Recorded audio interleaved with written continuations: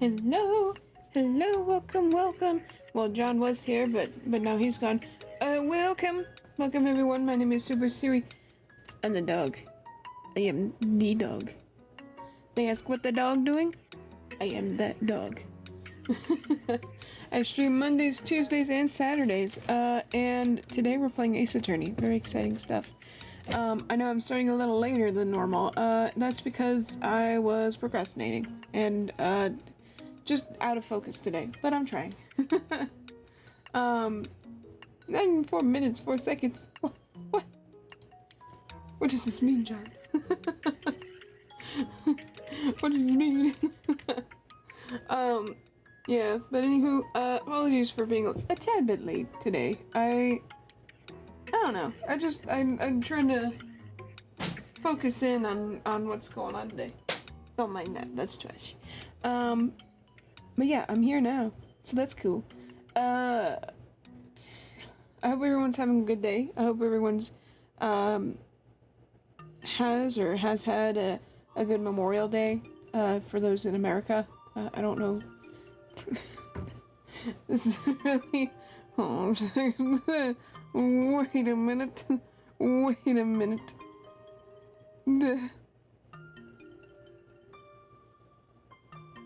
Oh, that's pretty.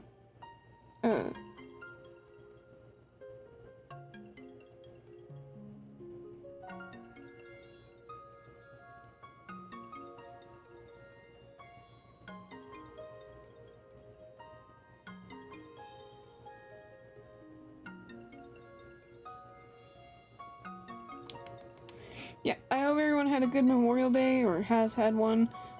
I know today is Memorial Day, so that's cool, here in the US. But regardless, I hope everyone's had a good time. I know I spent time with my family. We were also celebrating my sister's birthday, too, at the same time, which is nice, which is cool. Very cool. I don't know what's going on today. I'm trying to get into focus here. I don't know where my brain is at the moment. I'm trying, okay? I'm trying. But yeah, I've just been doing stuff, doing my own thing. Everyone else is also doing their own stuff, you know? Oh my god, I'm just now remembering that I have to do voices, and I can't remember any of the voices. Besides, I think Pearl's. I think that's it. I think that's the only character I remember. remember how their voice sounds or something. Anything else? What in the world am I thinking of right now? Hold on, gotta get back into focus. Back into focus. Okay, I was thinking of something and I lost it. But, regardless, y'all, it's a Monday. It's chill. I did, like, yard work today. Because I did yard work, went out to the store, got some stuff. Made a new recipe, called shakshuka, which I guess is an African recipe that they make for breakfast. I made it for dinner. Didn't add an egg to it at all. It was just shakshuka without the egg. It was still pretty good. It was very good. Sadly though, I had to thicken it up with a little bit of tomato paste, which I know that sounds stupid, but like, it was all I had, so I had to work with it. It was still pretty good. A little tomatoey, of course, for obvious reasons. Like, we already know why. We already know what the culprit is for why it was so tomatoey. But it was still good. It was still very good. I enjoyed it. I even had it with some, like, pita bread. I was gonna have it with rice, but I burnt the rice. Gosh darn. Burnt the rice. I burnt it. I didn't think it was gonna be that bad, but it was bad. I burnt it. Stuck to the pan, burnt. That's how bad it was. Anyway, not pan, pot, saucepan, whatever you call that. Whoops. You get what I mean. You get what I mean. You guys get it. You guys get it. You get it. And then I took like a tiny nap, and then I woke up and said, "Oh crap, I gotta start getting ready to stream here soon." Got ready. Just put the thumbnail together, which I should really update again. Let's see, anything else? Not really. I've been in a mood to play, Pokemon Arceus with y'all. That'd be pretty fun. Yesterday, funny thing, yesterday I was thinking about doing a surprise stream, and I just decided not to, because it was 10 o'clock at night, and I just chose not to. But, I kind of sit here and think like, man, I should have done that. Could have hung out, played the Switch or something. I just didn't know what to play. And pretty much for the most part it landed on, I don't know what to play. My sister gave the idea of Mario Party, because I've been playing the Mario Party for the N64, and that's been pretty fun. I could play as Peach and see how that goes. Because last time I played as Peach, there was a bias, or not played as Peach, but played with Peach as one of the computers. There was a strong bias. Like, flipping, come on! How many mini games do you need to win, Peach? Anyway. Yeah, I have no idea what I'm doing here. I'm trying my best. I'm trying, and that's all that matters. I'm digging this music though. Let's see, what else was there? I just now remembered I need to fill out my next month's thing. Here's the book again. Y'all remember this? Book ASMR.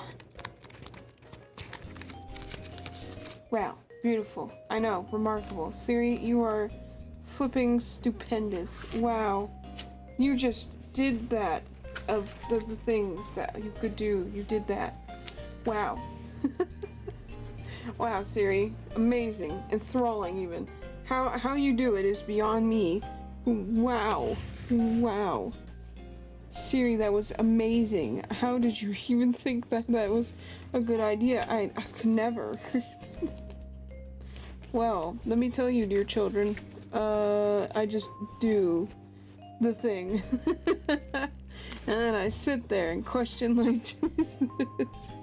And I sit there and I question my choices. Whoops. And then I keep questioning them some more, because why not? Why the heck not? Hold. I'm trying to fill this out while I'm talking to y'all. It's very quiet today. I'm guessing everybody's busy out and about doing things, or you may be just quietly listening in the background, which is cool. No shame in that. You know, if you're just lurking, you know, out in the distance, it's cool. Nothing wrong with that. I hope you're enjoying yourself.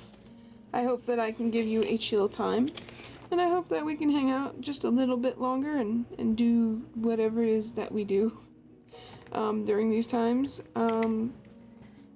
For example, right now I'm trying to fill this stuff out, and I'm hoping that everything works out. Yes. Okay. I don't know what's wrong with me. It's just so peaceful today.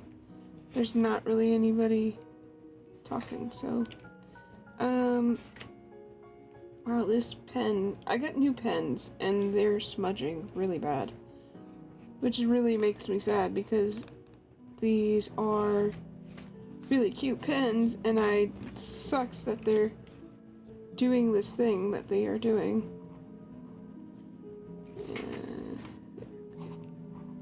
Okay, and then we just gotta go.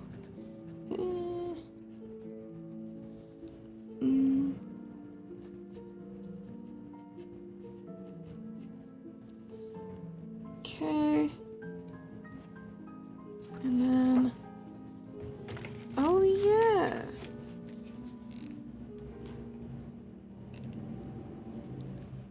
And then we get to start a new book. Nice. Okay. Takes me like a few minutes. Okay. Now that I got that out of the way, that's like the last month in that monthly planner of mine that I can fill out before I have to move on to the next one. So it all works out accordingly. Yeah, I don't really have much going on today. I planned all this stuff out. Isn't that lovely? Isn't that nice? It's so nice. It's so peaceful.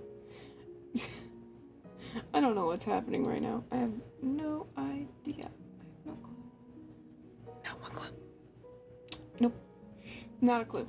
Anyway, you know what, y'all? Let's just go ahead and get into it. Even though this music is really peaceful, I am enjoying myself with this music. Too bad. We're gonna play some Ace Attorney. So we gotta turn our music up. Yeah.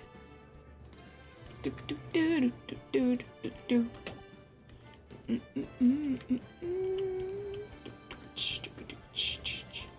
Guess what, children? Oh, I forgot. Oh no. Don't worry, we'll fix that. Ace Attorney. The third one. The third one.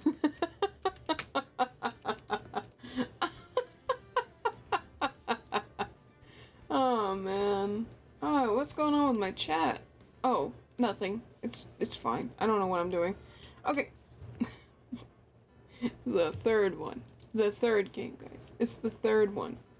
Obviously. Like, haven't you not seen the third Ace Attorney? It's great. Anyway. We are on... Wait, which one are we on?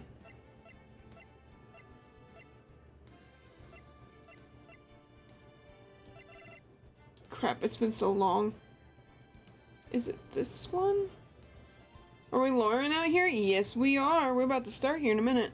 I'm trying to remember what save file was mine. I think it wasn't this one. 2023?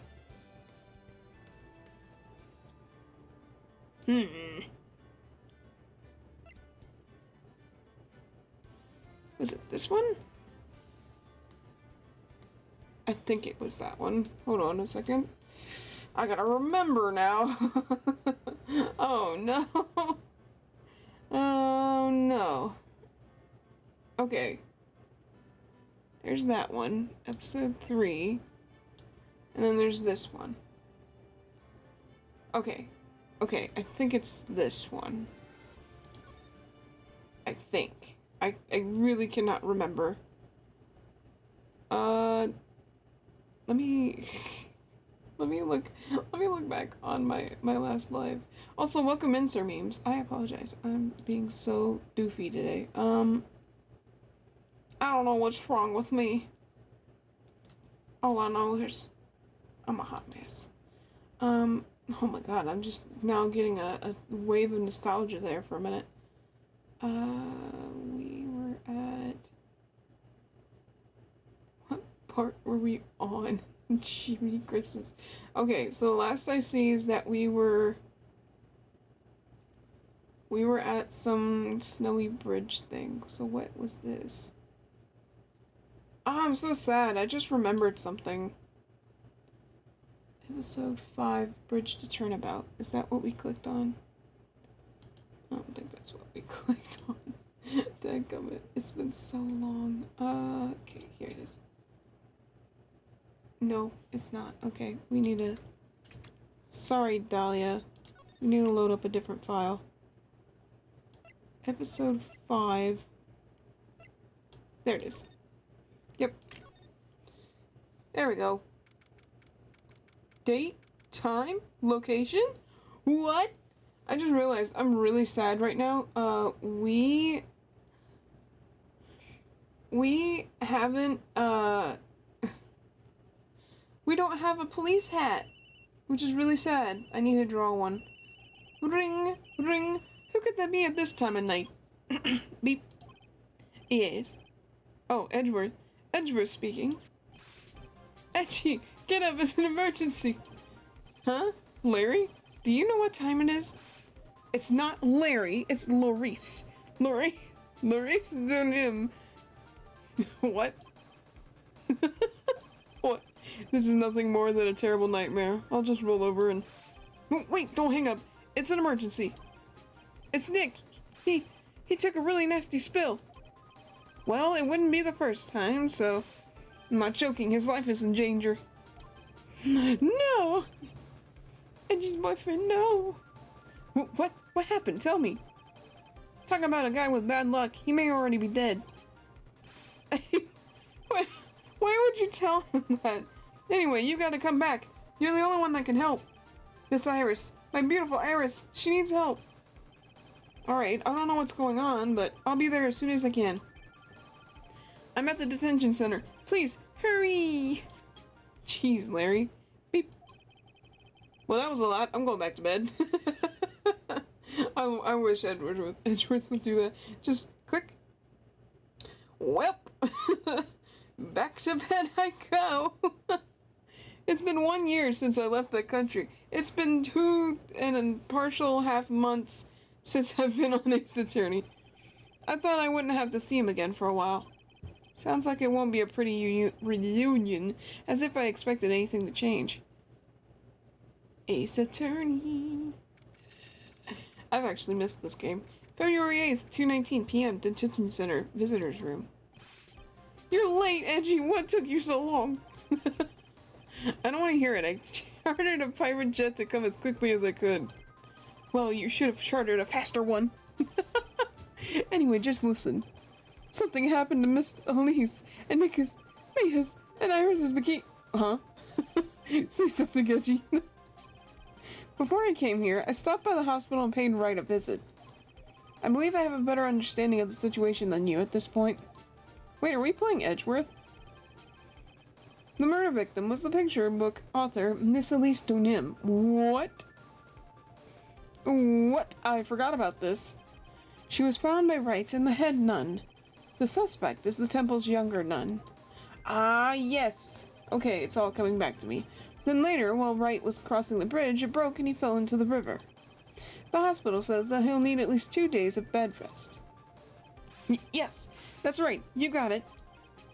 But they arrested her, my sweet little Iris. And here I was, convinced he was the only police. He was the one the police had arrested. However, I still don't understand what these 2 items are here for, or are for. What are you talking about? They're things Wright gave to me when I was leaving his room. This is the first. He said some nonsense about being able to see into people's hearts with this. And the other... He couldn't possibly be asking what I think he is, could he? I'm begging you, Iris' trial starts tomorrow. With Nick out of the picture, you're all I've got left. Larry, you're the only one that can represent her. What did you just say? You know, represent, defend. What are you expecting? Why do you think I called you anyway? I'm a prosecutor, Larry. A prosecutor. Do you understand what I'm saying? A prosecutor is the lawyer who... Don't talk to me like a kid. I graduated from junior high, you know. From junior high? Don't worry about it. I promise I won't tell. But I mean, I heard a paper badge had no problem fooling an entire court before. Yeah, you ain't wrong about that. How could this country's judicial system have fallen into such decay?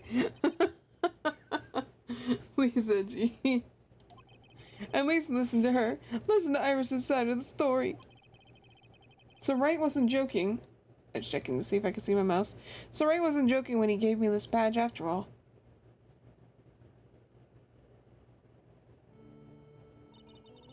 Thank you for coming. My name is Iris. I forgot what voice she had. There we go. That's Iris. Edgeworth. Miles Edgeworth. I don't know if I can be of any help, but I will at least hear what you have to say about the murder. Huh?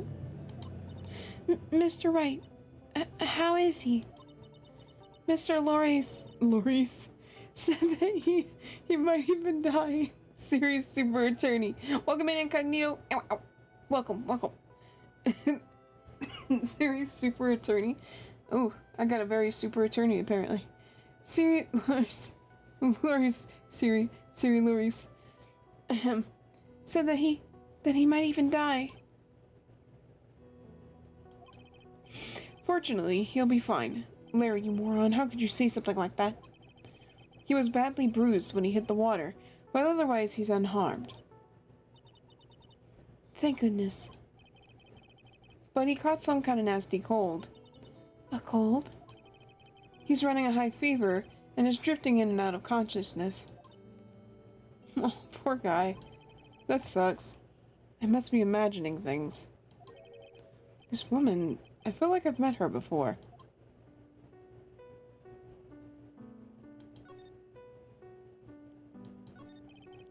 Pardon me, Iris.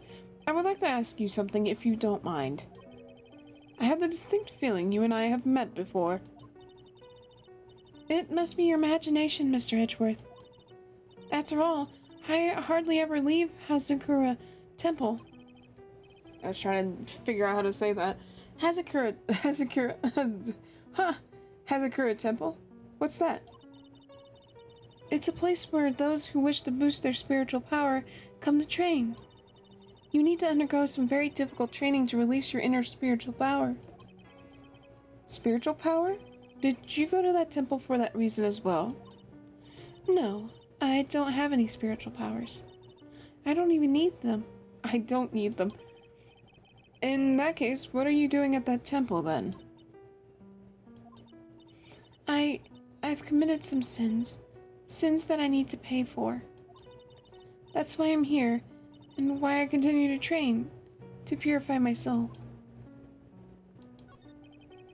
I want to ask you about last night, the night of the crime. All right. I helped to clean up after dinner, and then went back to my room around 8 o'clock. Later, I left my room to ring the lights out bell at 10 o'clock. Bell? We ring it at the same time each night. I see. And then? And then? I was told to go to the training hall, but I went back to my room and stayed there. Why didn't you go to the training hall like you were asked to? I was frightened.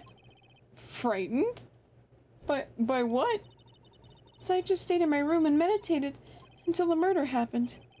There's more to our story. I just know there is. Maybe I should dig a little deeper. Frightened? You were asked to go to the you were asked to go to the training hall on the night of the murder? Yes. However, you didn't go. Because you say you were frightened. What exactly were you so frightened of? Edgeworth's just like, what the frick is going on? What in the world? Is there something wrong? You see them too, right? They're everywhere. What is this? I'm so confused. He's just having a panic. Just absolute panicking. Is there something wrong?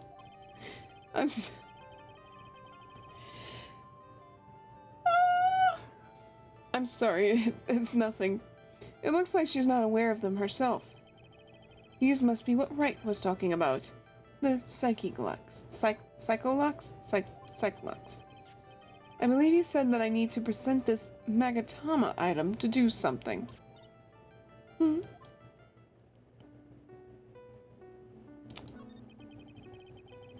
So, do you have any idea as to what really occurred last night? I think it was the result of a tremendous spiritual power that was unleashed. Spiritual power? Yes, spiritual training has been a cause behind many great tragedies. This incident was just another example.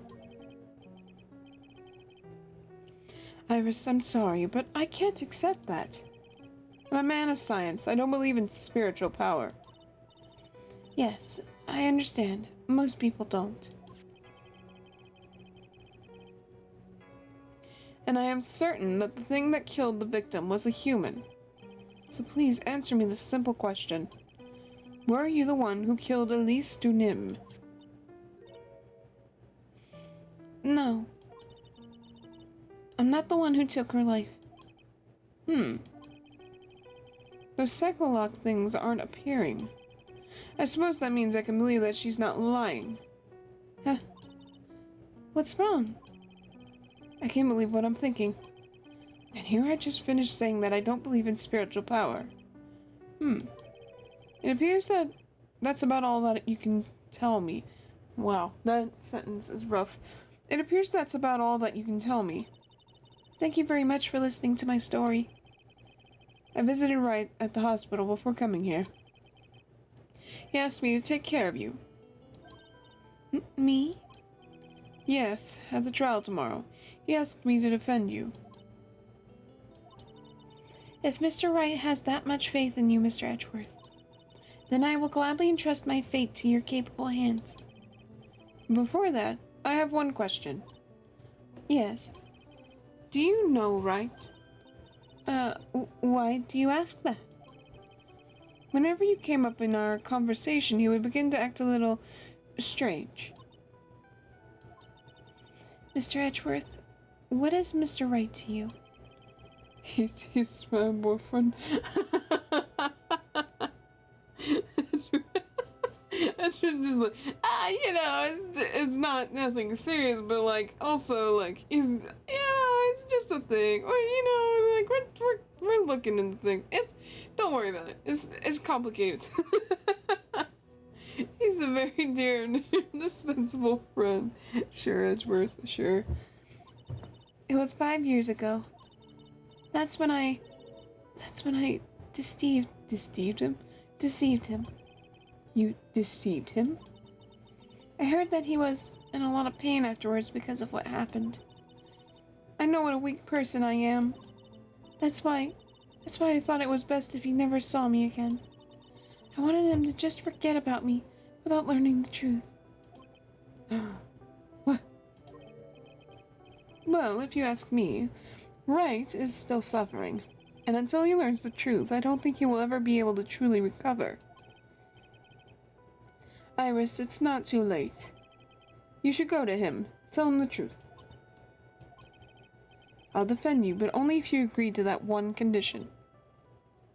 Wait, is Iris, like, the actual, I can't remember her name, but is Iris the other girl? No, she's Siri in disguise. That's what this is. I'm joking. Yeah, I wonder if she's the other girl. I mean, it would make sense, because she looks very strikingly similar. Like, extremely similar. Of course, besides a few things, she looks very similar. But, it's... I don't know. I don't want to believe that, but at the same time, you never know. Alright, Mr. Edgeworth. I promise. Very well. I'll do everything in my power to get you an acquittal.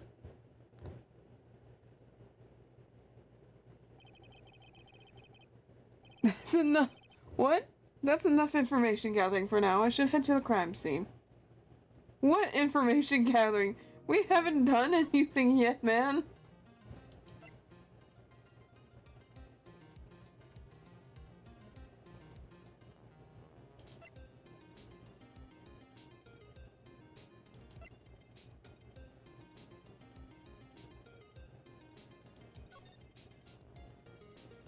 Okay. Right. I'm trying to remember how all this played out.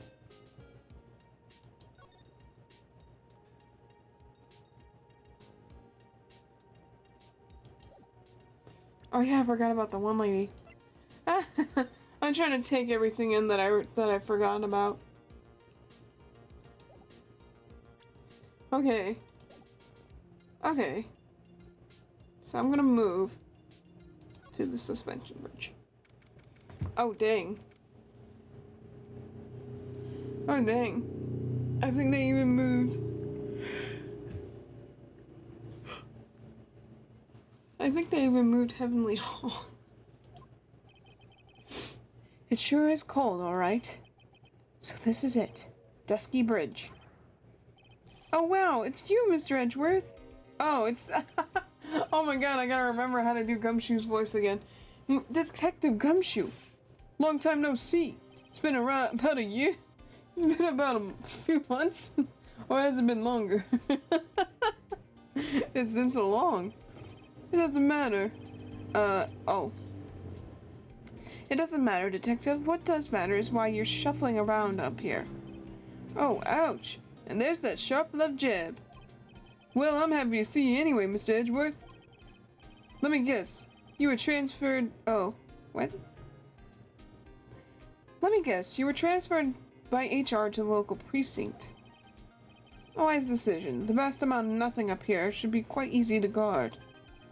I heard you were back in the country and arranged to come all the way out here. Everybody was really nice. They even let me take charge of the investigation, sir. Sure?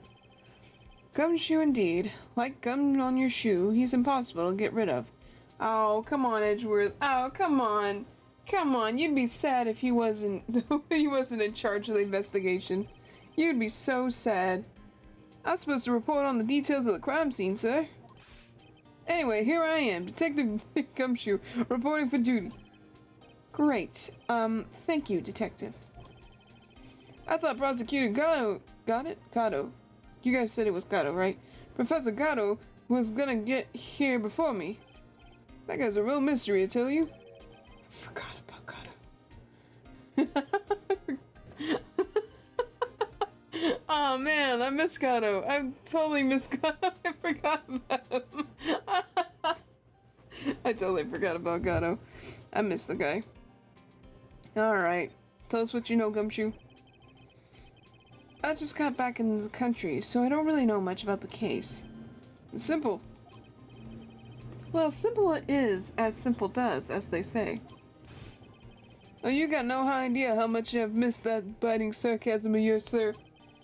But seriously, this one's a piece of cake.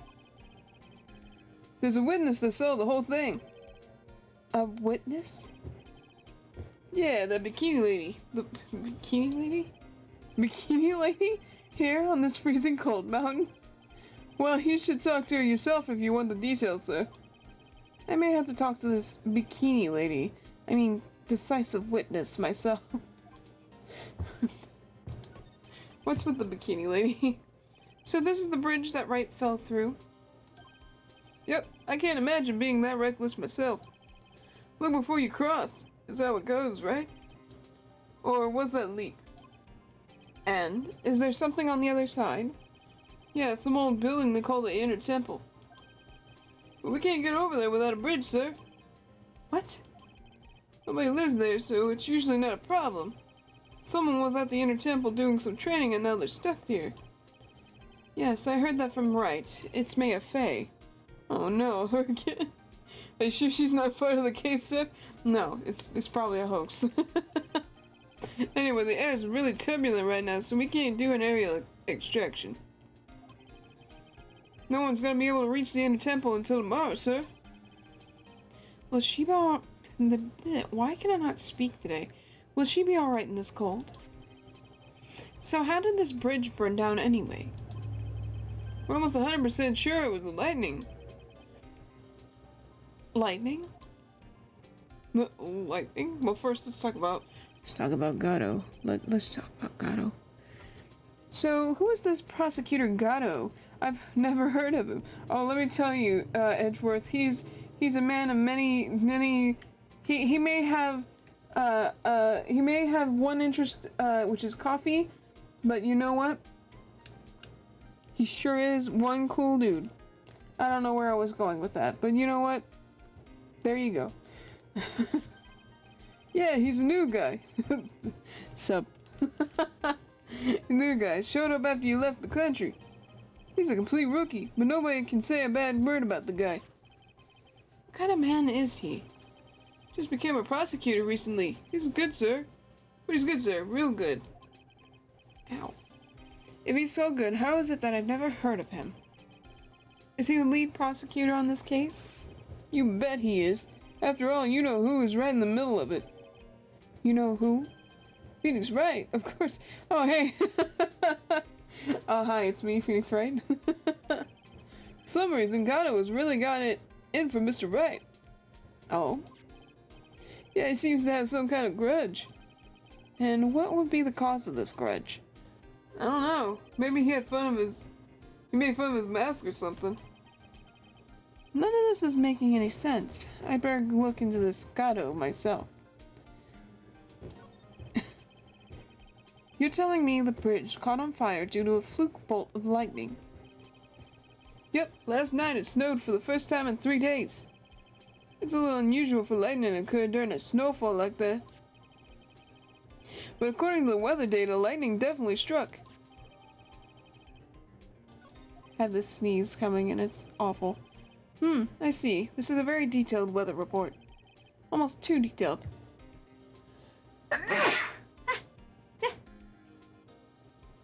Yikes. A little sneezy. Okay. Almost too detailed.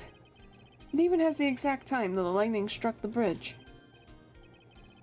Oh, we got that information from the witness's testimony. Someone actually saw the lightning hit the bridge? Who is this witness? Sorry, I'll go ask one of the local cops later, sir. Okay, I'm gonna look around a little bit. So this is the bridge Wright tried to cross? Video like this? Okay. Lucky guy, sir. Now I see how he manages to win his cases in court. Blind luck. I think dumb luck suits Wright just a bit better. Yeah.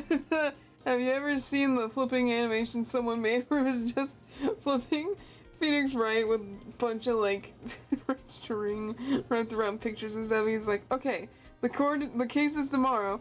I know it has to be off this piece right here and this evidence, which has the fingerprints of the murder on it. He's just holding the evidence.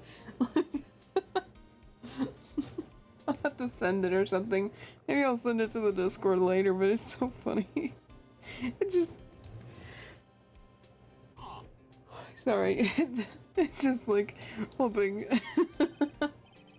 So, if it directly knocked off this thing here and went over there, and then they used this candelabra, which has the flipping fingerprints of the murderer on it, then it's gotta be this guy. He's like, what?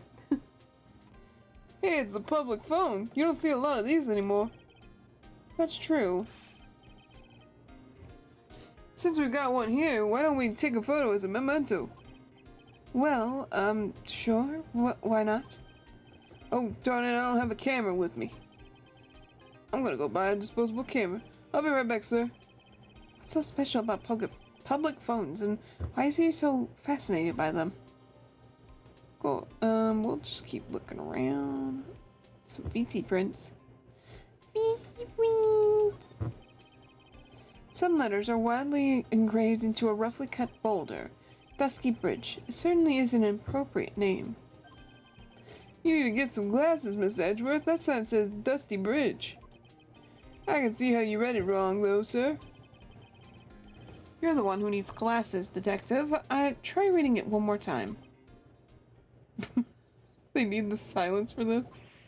Ah, you're right. It's Dusky Bridge after all.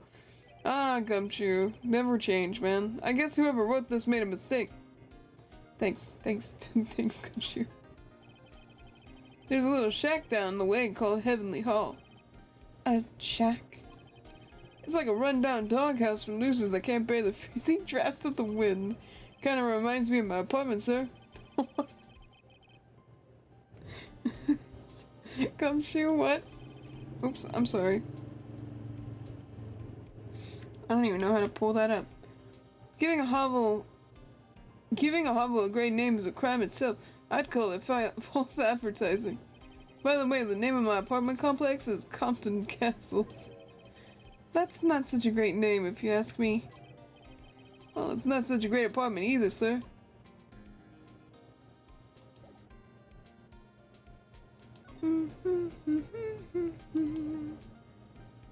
Okay, I'm going to move.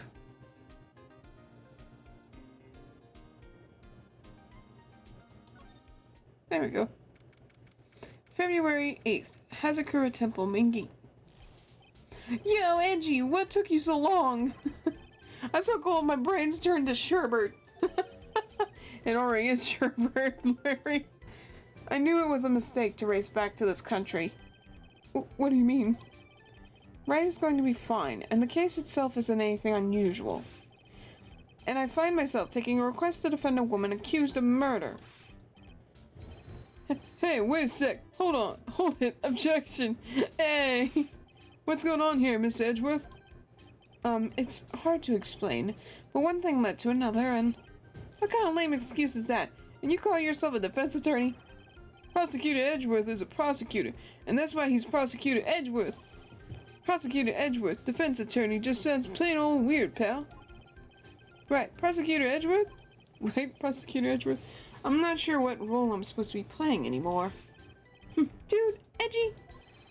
I don't see you for a couple years, and your heart turns to sherbet. I'd say more like sorbet. It is rather cold here. Iris didn't murder her. Someone else did. I just know it, okay?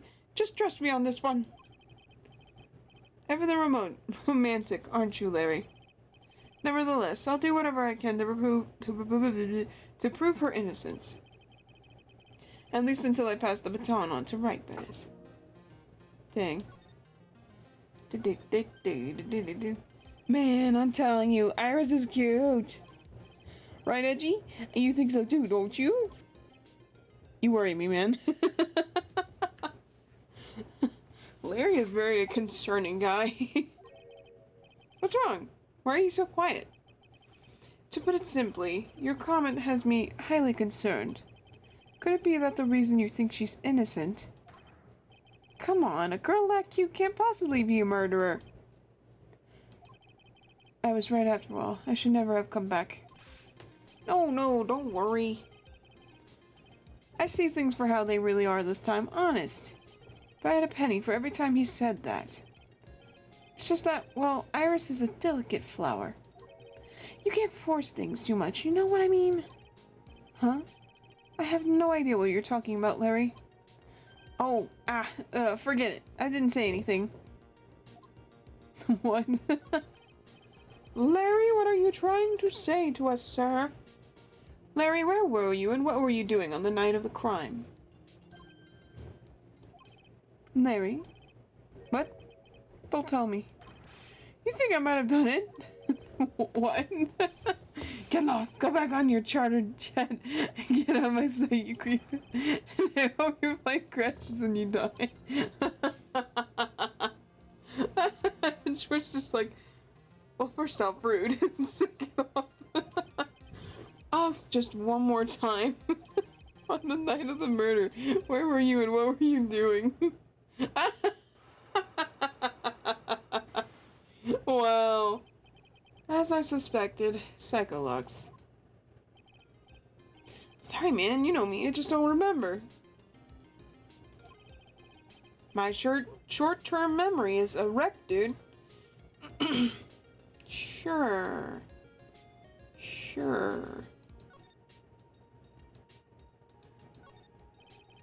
I suppose this type of thing is necessary up here in the mountains. Say, this just gave me a great idea. Something tells me he's going to tell me what's on his mind, whether I like it or not. I've got an idea for a brand new invention. It might even make me rich. An invention? Yeah, a car that can travel on snow. I call it a snow car. So what do you think, sir? Would you go for a ride on something like that? Only after you take the first 1,000 test rides. I feel like that's actually a thing that's already done. That must be the main hall back there. A brilliant deduction, sir. Are you trying to flatter me, Detective Gumshoe? A brilliant use of suspense to build the tension, sir. According to Wright, the head nun has some important information. I can't miss the opportunity to speak with her. This gate looks quite old, strong enough to resist the weight of time. That's the Mr. Edgeworth I know. You got a real flair for the words, sir. I've always appreciated this kind of old, timeless elegance. That's exactly how I feel, too. Take this coat, for example. Like a fine wine, it gets better with age. Even fine wine turns to vinegar and begins to stink at some point. I suggest you wash that atrocious rag you call a coat, Detective. He's like a dog. You've wounded him. I can see a small bell tower from here. Hey, that just reminded me. There's something I've always wondered about. Something tells me he's going to tell me what's on his mind, whether I like it or not. We call a person who tells a liar, right? So why don't we call a person who rings a bell a beller?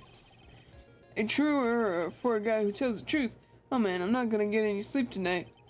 I had no idea he was such a deep thinker. I mean, that's what he does, is really give you something to think about. In this case, though, I don't think so.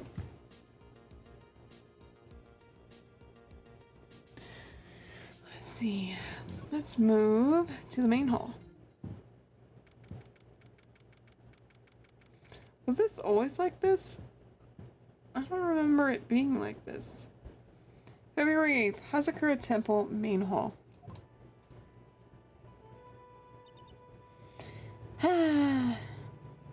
Oh yeah, wasn't her name Bikini? That was her actual name. I've forgotten that her name was Bikini. I've even forgotten what voice I gave her. Oh my god, it's been too long. Hey, hello there. So how are you feeling? Alright, I suppose. Huh? Who is this? My name is Miles Edgeworth. My, a handsome boy such as yourself is always welcome. If circumstances weren't so tragic, I might just... Please don't call me boy. I'm sorry to trouble you. But I'm looking for a woman in a bikini? Well, you have found her. Now what can I do for you?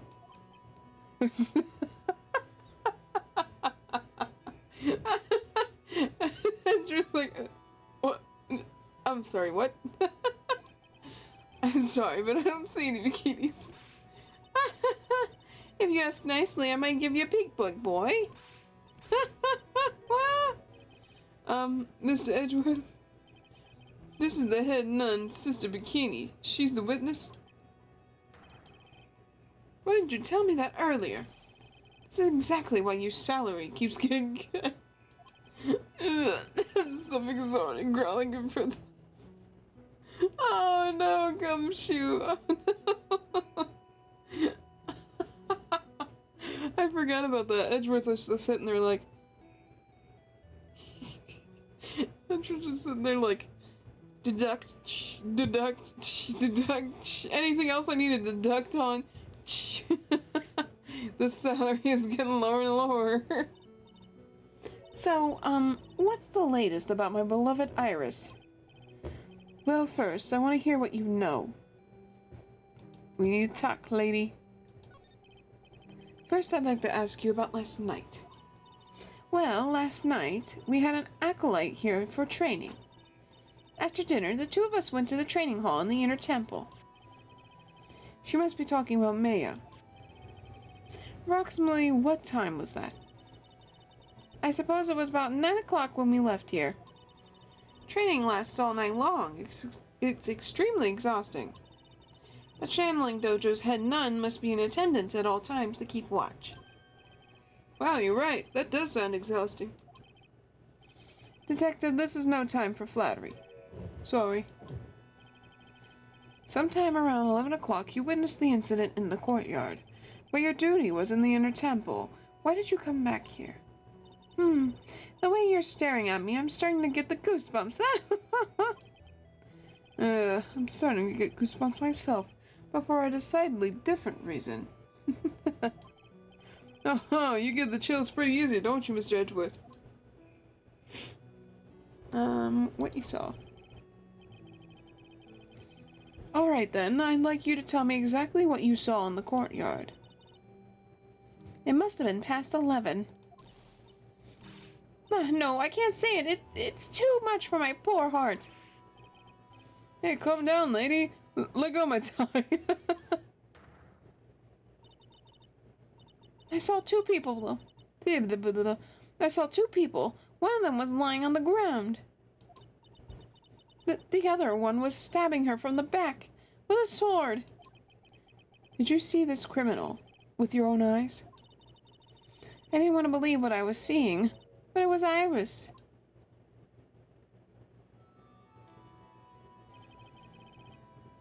You must have been quite shocked.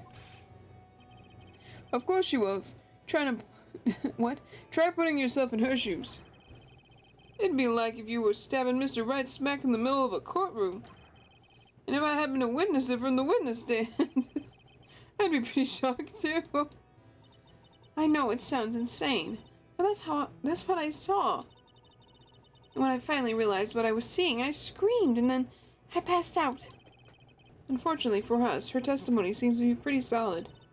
However, the idea of our Iris doing such a foul act seems unnatural.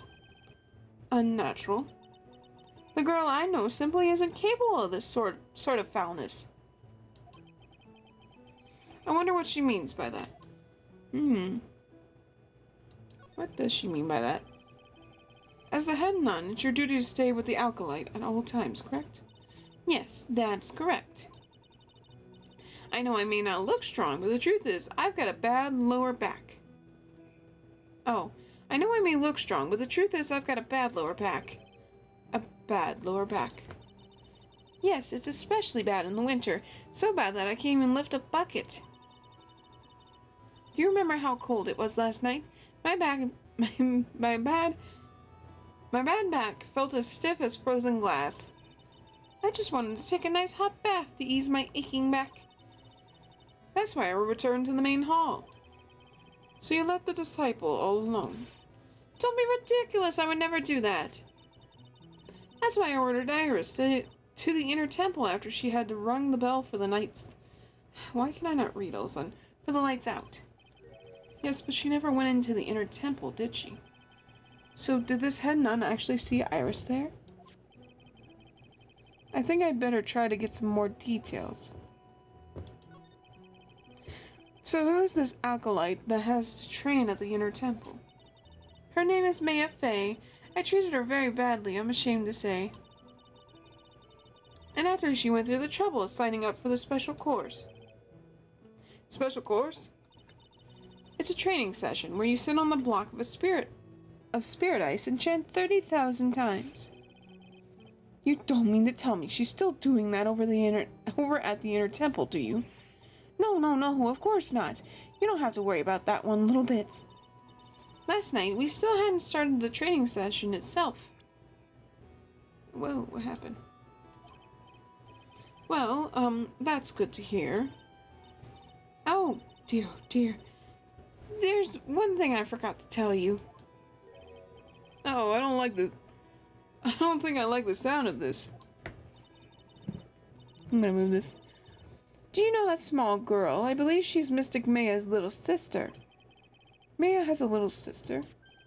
Oh, you mean Little Pearl. That's Maya's cousin. Little Pearl? I thought she was going to visit Mystic Elise after we'd finished with dinner cleanup. But I haven't seen her at all since last night. She's nowhere to be found. Not Pearls! No! Not Pearls! Not sweet little baby Pearls! No! I love Pearls. Why? You mean she was with the victim? It's all the fault of my stupid, creaky old back. A little girl who was with the victim on the night of the murder is gone? As they say, the plot thickens. Let's look around a little bit, because we got this strange note that's been staring at me. There are more Enza cushions in the corner of the room. What's that white piece of paper sticking out from under the stack? Beats me. Would you mind checking that for me, Detective Gumshoe? Excuse me, I'm so sorry. Yes, sir. Here you are, Mr. Edgeworth. It looks like an old manila envelope. Yeah. What is it, Detective? This could be it. An ultra important clue. A super special clue. I suppose I should read it myself, then. It looks like a letter I addressed to Sister Iris. Tonight at 10 at Heavenly Hall. Unless you want your secret to be exposed. This sounds like a blackmail letter. Huh. Nice going there, Mr. Edgeworth. Why can't I ever find clues like that? You're an ultra-important prosecutor, a super-duper prosecutor. Well, I suppose it takes a super-duper kind of dumb to miss a clue like this. Jeez. That thing sure cast a strong presence over the whole room. This is the lesser Magatama. It's a precious heirloom containing a great many souls. Huh? This is the lesser? What does the greater one look like? The greater Magatama is displayed in the main room of Fey Manor. It was supposed to be shown at the Treasures of Kirain exhibit, but it was so large that they couldn't bring it through the doors.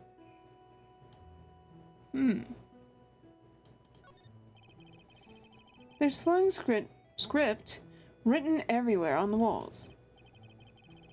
Man, I'd bet you'd have an awful nightmares if you tried to sleep in here.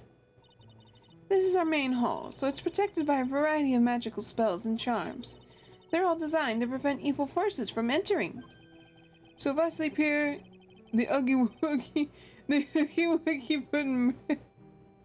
Boogeyman wouldn't hunt me down for eternity, right? Does this guy think about anything other than eating and sleeping?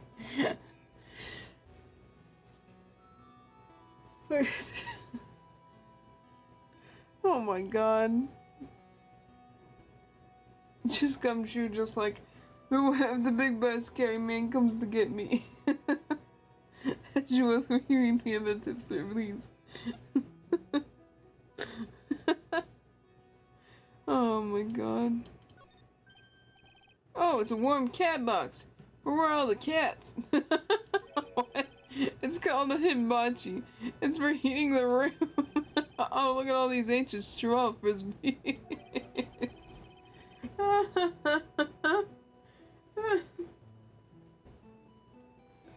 Oh my god, Gumshoe, you are a riot. Those are a type of zabuton. Cushions called Enza. Why are you giving me such a hard time, huh, Mr. Edgeworth? Why? Because learning something new might actually be a good thing for you, detective. It's an altar with a giant Magatama enshrined on it. There are a lot of candles lined up on it, too. You know, I haven't had a birthday party for myself in a while. Maybe you should blow out those candles over there to make up for that. Mr. Edgeworth, would you mind singing happy birthday to me? Stop that. Please don't blow out the altar candle. The thing that I am imagining right now is what makes it so funny. Just him going over there getting ready to blow out candles. Welcome in, lunatic. We're playing Ace Attorney today. Please don't blow out the altar candles. Oh my god. I'm about blowing them out. Check and make sure. I'm so yawny today. Maybe I should go get some caffeine or something. I'll say 8 o'clock we'll get some caffeine. Yeah, that sounds good. Because for some odd reason, I am so yawny and like tired and I don't know why though. I think, I say I don't know why, but to be fair, I think it's mainly because I worked on yard stuff and then did a whole bunch of other things. February 8th, Hazakura Temple, main gate. I don't see Larry anywhere. Maybe we scared the poor kid away. His heart was shut tight with a number of psycho locks. I guess I'll have to look for him now. What? I guess I'll have to look for him now, with a thorn in my side. Is he in here? Nope. Is he at the detention center? Gosh darn it, Larry. February 8th, detention center visitors room. It looks like Iris is being interrogated right now. This place certainly brings back memories.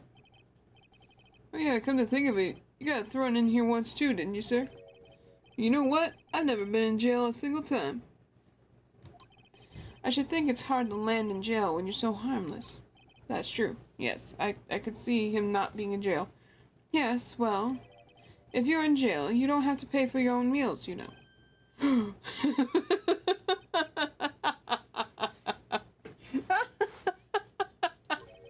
He's thinking about it. He's thinking really hard.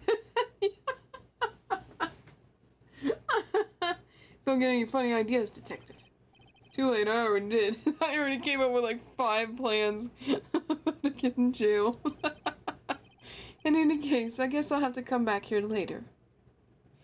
Cool, okay. That's fine. Ah, that's so funny. Is he in the main gate? Well, yeah, obviously not. Main hall?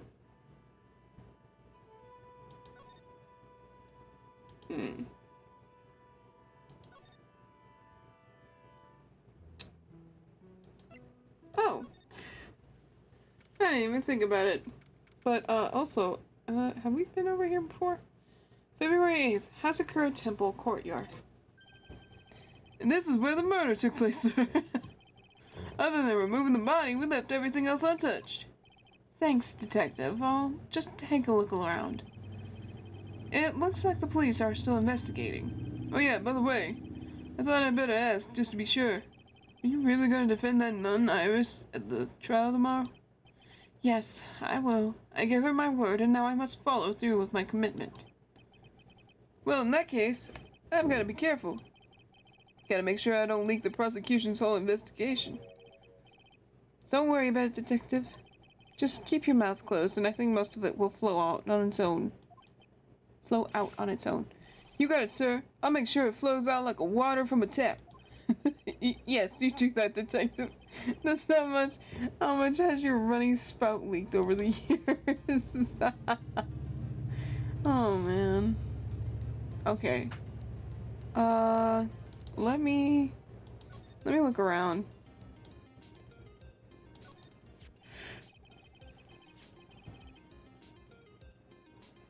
So the sword from this gold statue is actually the murder weapon?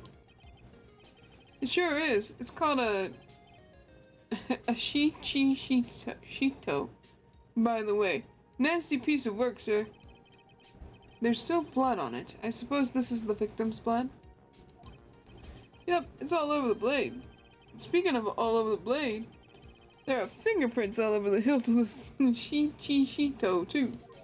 I'm just gonna call it sword. Fingerprints? Naturally, they match the prints we got from the younger nun, the defendant. Her fingerprints are on the murder weapon? What's wrong? You're looking really solemn. Is this how it is for right? Is this what it's like to be a defense attorney? Yeah, I figure it doesn't feel really good. To be honest, it feels more like it's detrimental to your health. Sword was added. I just love skiing. Oh. Really? You don't, seem like the type. Well, what about sleds? Oh, what about sleds? Sleds? Nah. They're a little too kiddie, you know? Messes with my hard-boiled image. What's with the silence? Dude, you literally asked him to sing happy birthday to you. The altar candles. I don't think you got that hard-boiled look going on right now. Is the world starting to go mad? I think it is. Ooh, a ladder. The main gate must be just over that stone wall. Oh, stone walls. I jumped over a few of those in my time. Most of them are good memories, but not all. Detective, perhaps someone should introduce you to the concept of paucity for words. Paucity? I've never heard of that word. What?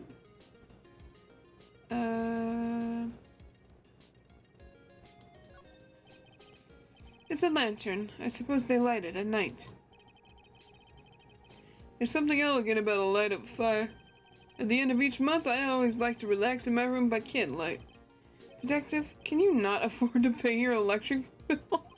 How did did you know? Oh no, poor guy. What's this? It looks like a wizard's staff. That belonged to the victim, Miss Elise Dunim. There's nothing strange or magical about it.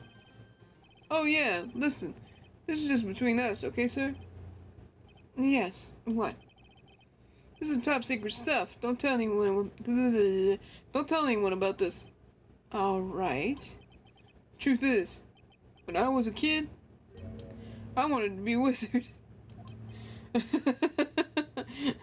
We're just like, why do I need to know this?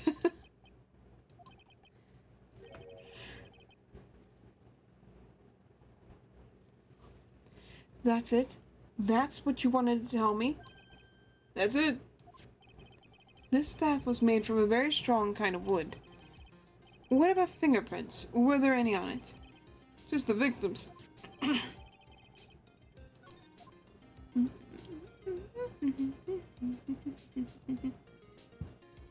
Okay, I think we'll talk to him, because I think we got everything here.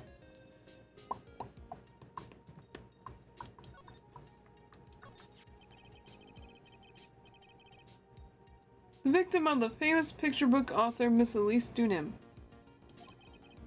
Her entire past up until she won that writing award last year is a total mystery. It's hard to believe in this day and age you can still find people like that. The estimated time of death of the victim was between... Jeez, it beats. The estimated time of death of the victim was between 10 and 11 p.m. on February 7th. Cause of death was blood loss resulting from a stab to the back by the murder weapon. The murder weapon? The victim was found skewered with a giant sword, sir. That's terrible. Yeah, but there's one strange thing. Yes? The victim's entire body was covered with bruises. The bruises are consistent with falling from the height of a 2-story building. Oh, I just had a thought. Okay, I just had a thought. A 2-story building? That would be about the same height as that room in front of us, correct? Hey, you're right. Way to go, Mr. Edgeworth. That just happens to be the room that Elise Dunim was staying in. Maybe she was pushed out of the window after she was stabbed by the sword. I just had a thought. I'm thinking somebody did... I think the fingerprints on the sword are Iris's, but I think Iris was actually trying to help get the sword out of her. Like, actually trying to help her. But it just was not working out. I think that's what might have happened. I definitely feel like that's what happened. Because I'm feeling like she just somehow fell on that sword. That's what I'm thinking anyway. But I could be wrong. Now then, detective. Let's see if we can summarize what we learned so far. Okay, let's take a look at the map. Take a look at this map. According to the testimony of the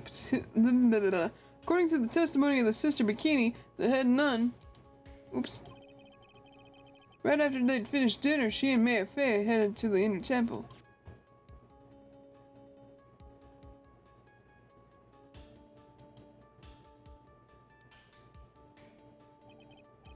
At 10 p.m., after ringing the bell for the lights out, Iris went to the inner temple.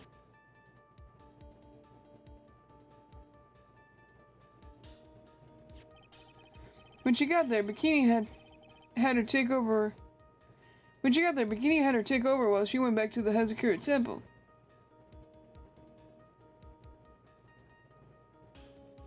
A lot of back and forth. After taking a hot bath to soothe her back, Sister Bikini witnessed the murder in the courtyard.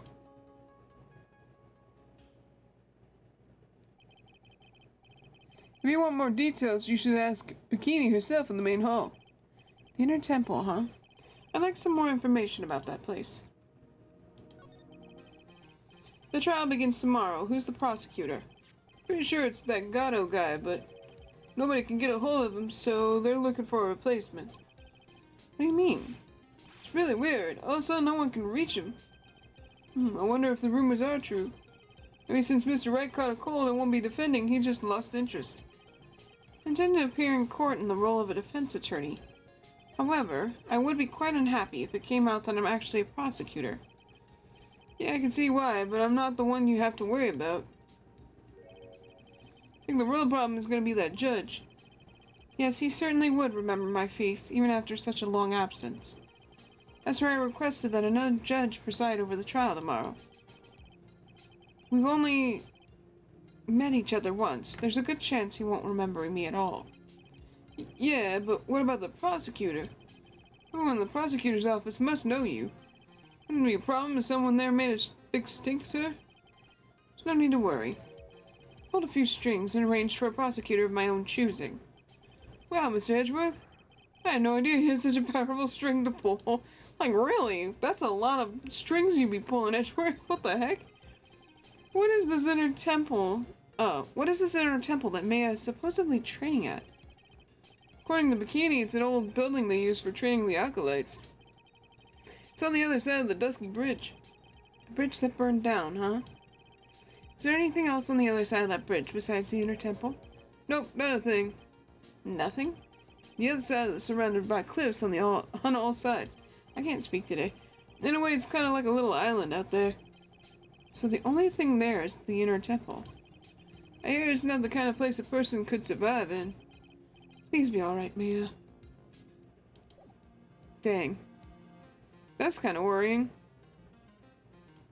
Now I worry about Maya. Maya and Pearls, both. Can I present her with stuff? Let's see.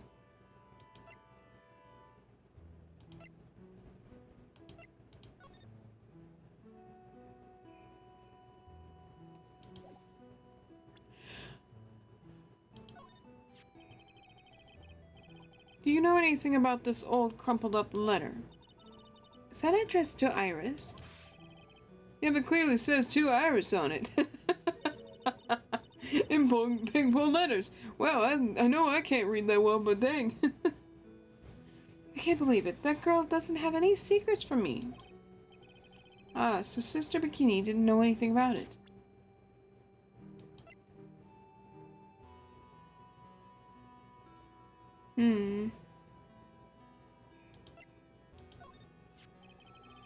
About this picture. Well, look at that. I look so pretty. What? I look pretty S to the X. Know what you think? I can't even read that with a straight face. What in the world? Yeah, absolutely. Up until recently, we've avoided exposure in such magazines. But this time we had our reasons. Is that so? Well, why deny the world the sight of such a lovely face?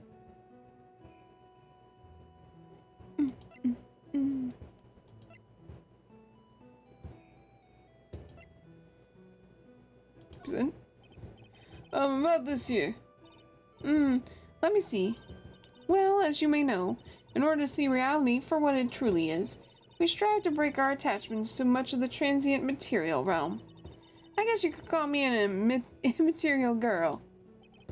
I guess she lives in an immaterial world, huh, Mr. Edgeworth?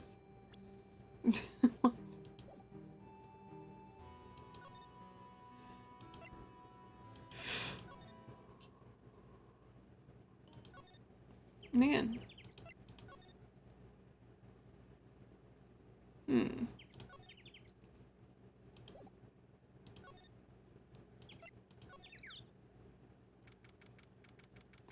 February 8th, Detention Center Visitors Room. Ah. Mr. Edgeworth. I came back because I need to ask you a few more questions, if you don't mind. But I've already told you everything that Iris, please remember. I'm on your side. You can tell me anything. Yes. Thank you.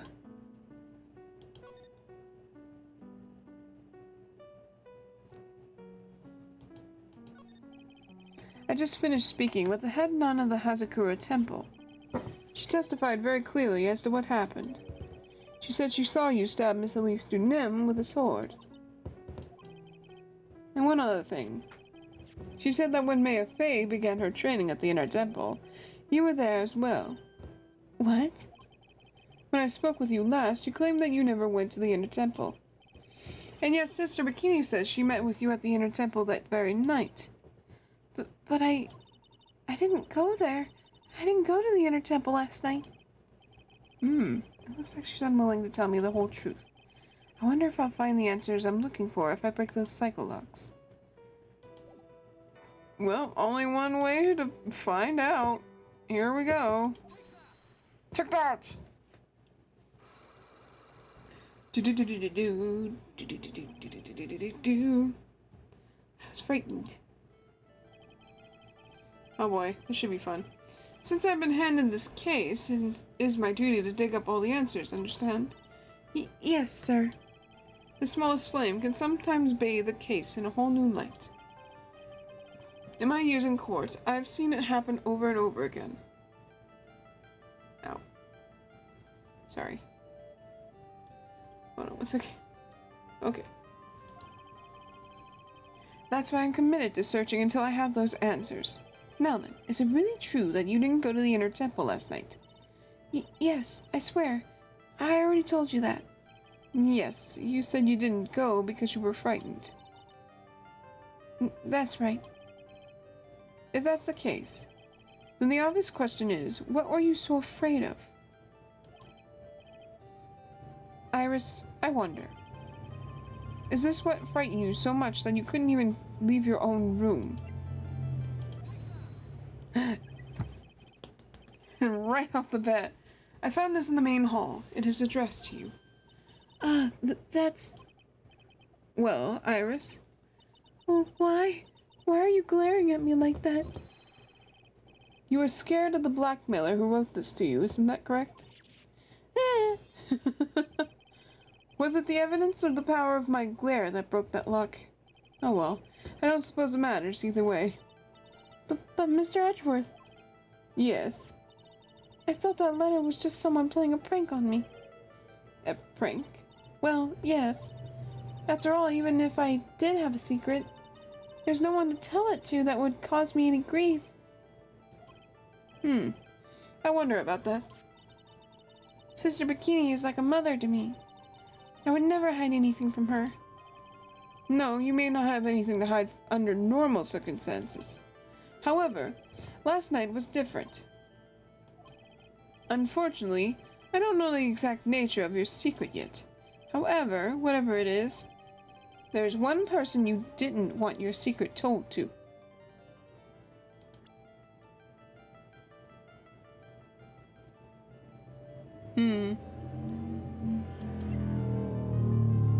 Of course, a flipping car has to just roam down the street.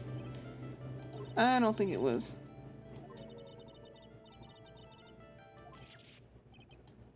Why do you say that? As they say, it takes one to know one. How could she have known about that? Is she peering into my soul?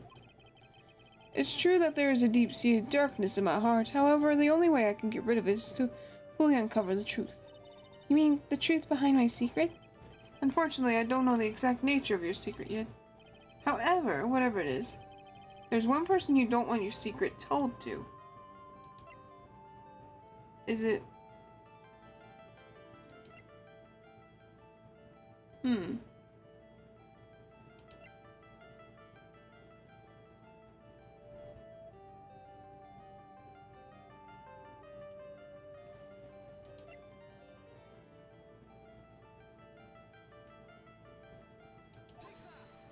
Oh, I guess not. Oh, gosh darn it. I'm always off. Who does she not want her secret told to?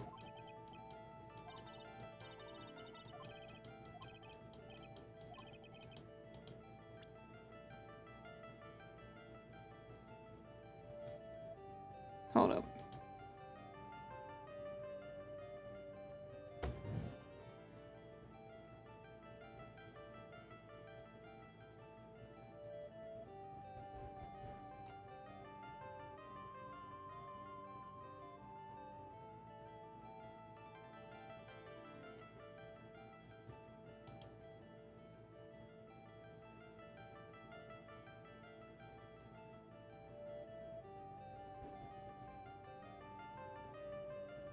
Hmm.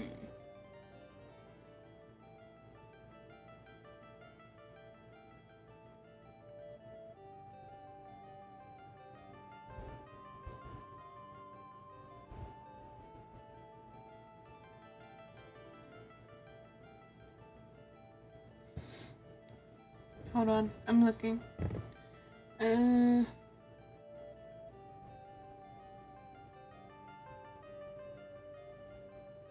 I see. Okay. Gosh darn it. Well, I looked over to my, the walkthrough that I have, up and available. What? Why? Phoenix Wright. You know what? That makes sense now. I'm being dumb. I'm so dumb. Gosh darn it. So dumb. You mean something to write, it seems.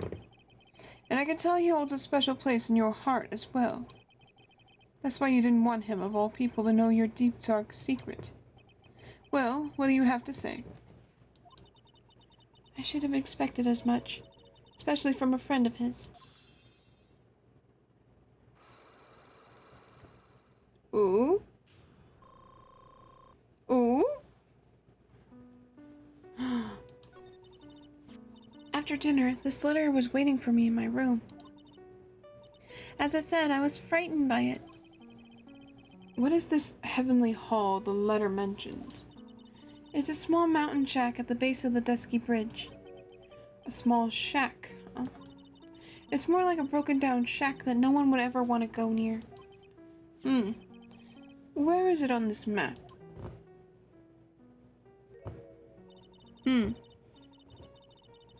It's around here. To get there, you must follow a small path down from the dusky bridge. The reality is, to get to the inner temple, I had no choice but to cross that bridge. But the thought that such a terrible criminal could be lurking at the Heavenly Hall. I was so scared by the whole affair that I didn't even want to think about it. So this is the secret that you locked away in your heart? Yes. Looks as though I may have to visit this Heavenly Hall now. Maybe I'll find some sign of our mystery blackmailer. In any case, you can still claim to have never left your room last night. You still claim. Yes, that's exactly right. So was there a second Iris? The trial starts tomorrow. I promise you, I will win. I'm going to win so that you and Phoenix Wright can see each other again. Oh. But when I do, you must promise me that you will tell him your secret. That's pointless. Why would you say that? Because I may know who Phoenix Wright is. But he has no idea who I am.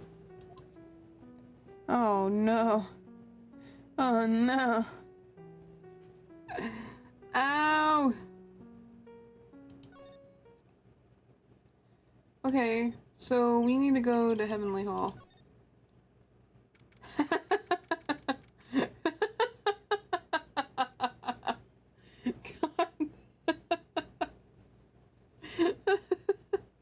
Larry's face. What is going on here? Every 8th Heavenly Hall. Hey, this looks familiar. Whoa, not much of a view down here, huh? Still better than the view from my apartment, though. Shh. Someone's here. Hide yourself, detective. Oh, why? Why does this always happen? Whenever I find a girl I like, they always run away. I even chased one of them into Japan. Next, it's going to be prison, I guess. I'll steal that detective's wallet. That'll get me locked up for sure. Nah, I can't do that to someone who looks like he's down on his luck. He's just talking to himself. Shh. Be quiet and listen. I knew it. I shouldn't have done that. I blew it again. Done that? What did he do, I wonder? Hey, you! About what you just said. I got an objection. Oh my god. What the? Angie? You dirty rat. Claire. Gumshoe, you oaf. I'm sorry, sir. Oh no, my pay. I can't get any more deducted. Before I knew it, I was shouting out objection. And in a loud and commanded voice, too. I even pointed with my pointer finger. You watched too many trials. I'm sorry. Okay, Larry, the jig is up. What have you got to say for yourself? Yeah.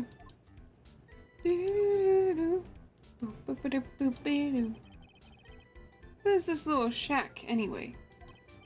Well, I just discovered it myself yesterday. And why were you down here in the first place? Come on, I'm an artist. I was looking for a good place to sketch. This is a great little place. It's, artistic. It's quiet, it's cold, it's got no power, and it looks like it's about to collapse. Sounds a lot like my apartment. Oh, poor Gumshoe. He's probably living in a shoebox.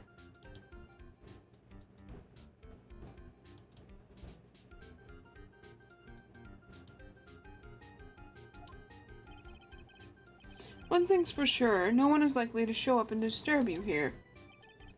So can I get you something to drink? Some hot water, maybe? It's getting all buddy-buddy on us, sir. Listen to me, Edgy. You've got to do this. You've got to save Iris. Why are you so sure she's innocent? Because she's cute? Watch your mouth.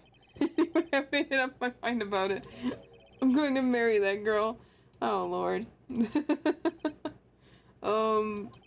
Mr. Edgeworth is pretending he didn't hear you, so I'm gonna ask for him. Have you already asked this girl to marry you? No, not yet. But I can tell you how she feels by the look in her eyes. She's got this, I really want this man to carry me over the threshold look.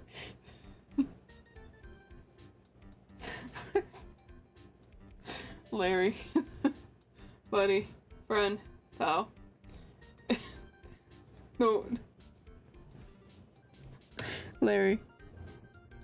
No girl wants you. Move on, man. God. I'm sure Nick would be surprised.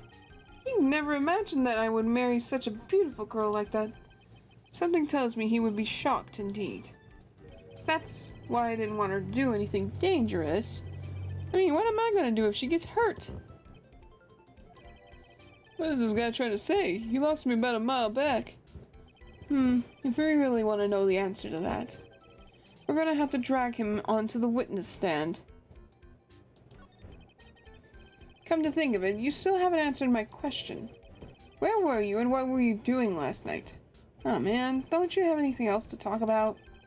With that kind of attitude, you'll never be a ladies' man like me. Oh yeah, you're a ladies' man, alright. You sure are a ladies' man. Oh man.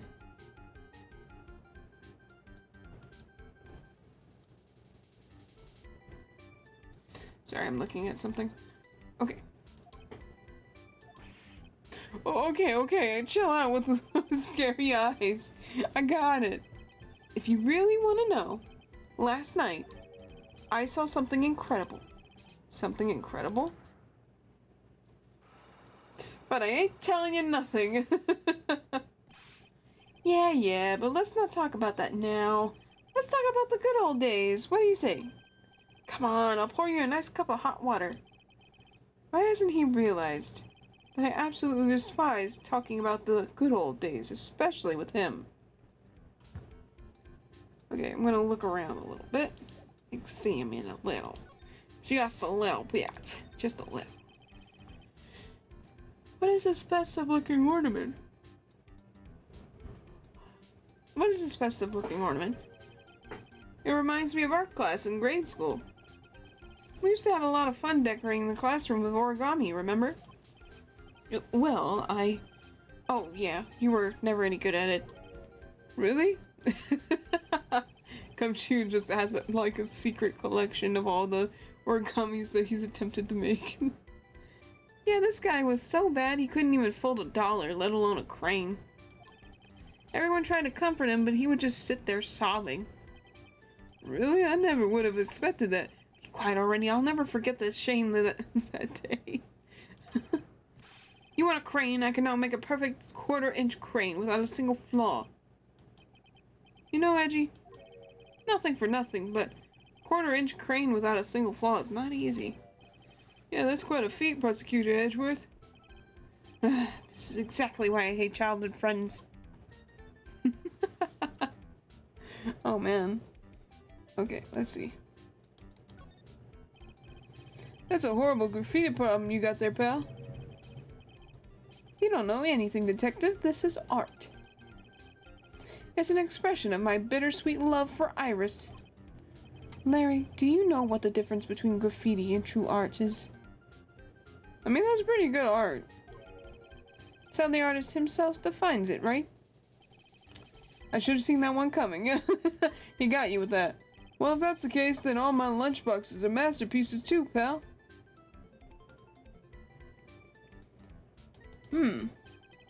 These go all the way to Dusky Bridge. It's pretty long, but easy walk. Easy. Okay. I fell down 4 times on the way down here, sir. He just trips and tumbles down the stairs. Just... I made it. I'm sorry about that, detective. I ate 4 bananas and tossed their peels on the stairs on my way down here. Oh yeah, he definitely would have went just... just in the stairs. What? So that's what I was slipping on? Be careful on the way back. Those diddly banana peels are still out there. That's a real important piece of information right there, Mr. Edgeworth. It's not. It's a little far, but I have a pretty clear view of Dusky Bridge from here. I still can't believe it, really. What is it, Larry? Huh? Nothing. It's nothing. Sounds pretty suspicious to me.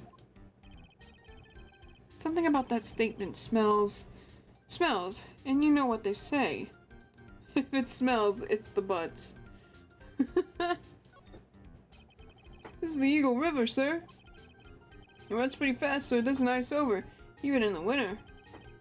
If it had iced over, Wright would have been in some serious trouble. You're right about that.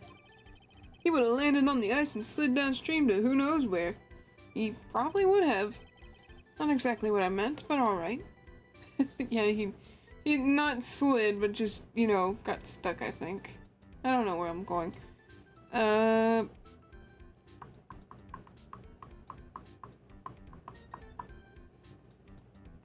Just kind of looking around a little bit, make sure I got everything. Oop. The straw roof is totally covered with freshly fallen powdery snow. Well, it makes a nice image, doesn't it? I always did like the rustic look. Heavenly Hall. I suppose is an appropriate name in some sense. You got that right. Look at that bridge up there. This place has to be heaven, because that thing is... You would do well to remember, Larry, that this is a sacred place to some people. Larry's like, what does that mean? Okay, I think I got everything. Alright. Let's make an attempt.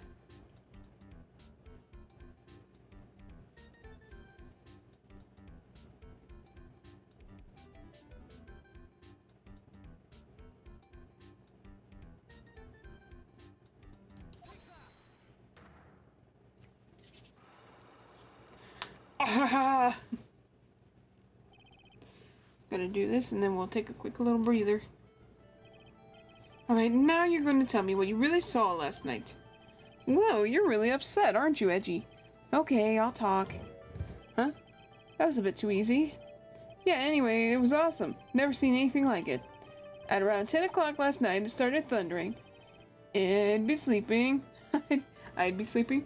I'd been sleeping. I'm not sure for how long. Suddenly, zing! The world in front of me went white. Like I had just been slapped in the face by my old girlfriend, Naomi.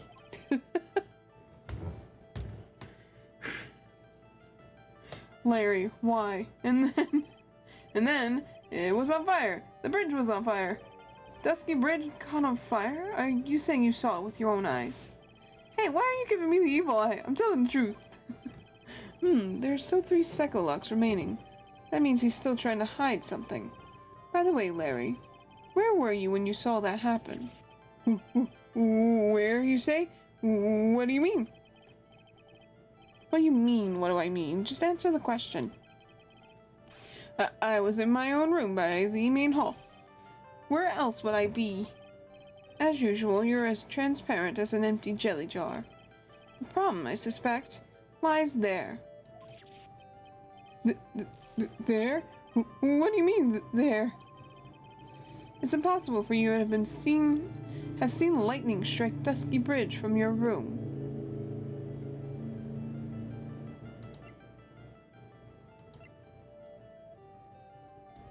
Is it this one? Yeah. Percent. This is a map of the area. Take a look around the vicinity of Hazakura Temple. What am I looking for? I think that should be fairly obvious. The main hall is surrounded by trees and it's impossible to see the bridge from here. What? Why didn't you tell me that before? Well, how about it? How about what? Do you feel like talking now? About what? It looks like it won't be that easy after all. Larry, buddy, you gotta talk. You leave me no choice. I'll have to move on to the next step. You weren't in your room and at the temple, so then where were you? You don't know that. I wasn't in... You don't know I wasn't in my... What? Can't read this sentence. You don't know that I wasn't in my room. So where was Larry, and why was he there? If I read the situation up to this point correctly, the answer is fairly obvious. Very well then, let's test my theory. The place you witnessed the lightning strike, or whatever it is right here. Check that. The place you saw the lightning strike from was naturally Heavenly Hall. Why would it be hanging out in the old shack? It's freezing cold, there's no electricity, and it could fall apart at any minute. Larry, how do you know that anyway? How do you know there's no electricity? After all, it's not that dark yet. Uh-oh. In other words, you have just provided evidence to prove my theory. My theory that you've at least once in your life visited Heavenly Hall after sunset. I have to admit, I'm impressed, Edgy. You're in a totally different league from Nick. That's nice. Now tell me, what were you doing at this cold little shack last night? That's what you might call a fair decor. I think you mean a fair decor. I hope I said that right. Could it be you were waiting for someone? Oh no. You really are one scary guy, you know?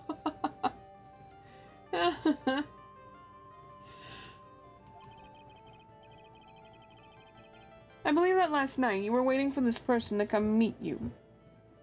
Profile? Obviously, it was flipping Iris. There's only one person you'd wait for in a horrible place like this, Larry. I told you before, don't call me Larry. That person you were waiting for was Iris. Oh, suddenly feel cold all over, Reggie. No doubt because of my chilly glare. So you think I got the hots from Sister Iris, huh? Do you have some kind of evidence? You got something that proves I was waiting for her? Or are you just guessing? This is where I draw the line and end this ridiculous little game. Here's the evidence that proves you were waiting for Iris.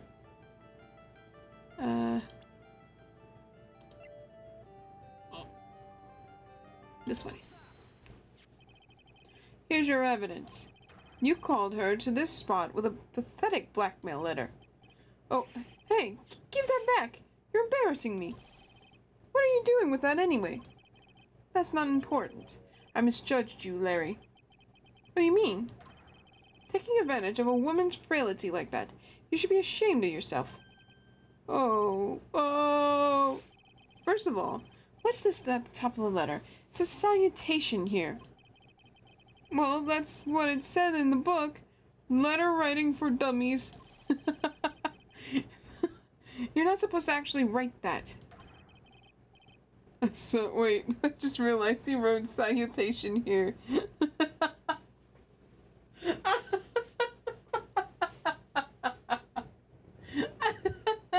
So it's literally just salutation here. I know your big secret. Sincerely, name here. What are you supposed to write, dear Iris? That's where you're supposed to write, dear Iris. I'm so sorry.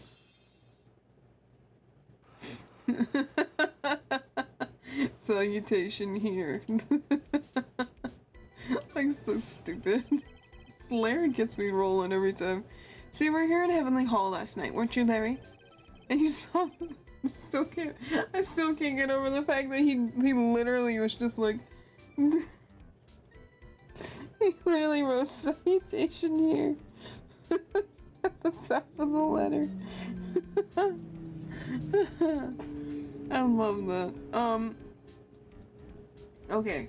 I think before I read anymore, because I need some caffeine, I'm like, ooh. Let's take a quick little breather. I'll go ahead and turn this down. Bink. And we'll turn on the usual music. No, not that. This. And I will be back, okay? We're gonna take a quick little breather. Get yourself something to drink. Get yourself some snacks. Take a minute. Take a breath. We'll come back. Let's see, it's 8:04. It'll probably turn 8:05 here in a minute. But we'll come back in 10 minutes, so about 8:15. We'll be back. Get yourself some drinks. Use the bathroom. Do what you gotta do. And when we come back, we'll play more Ace Attorney. Alright? Okay. Alright, we'll be back. You.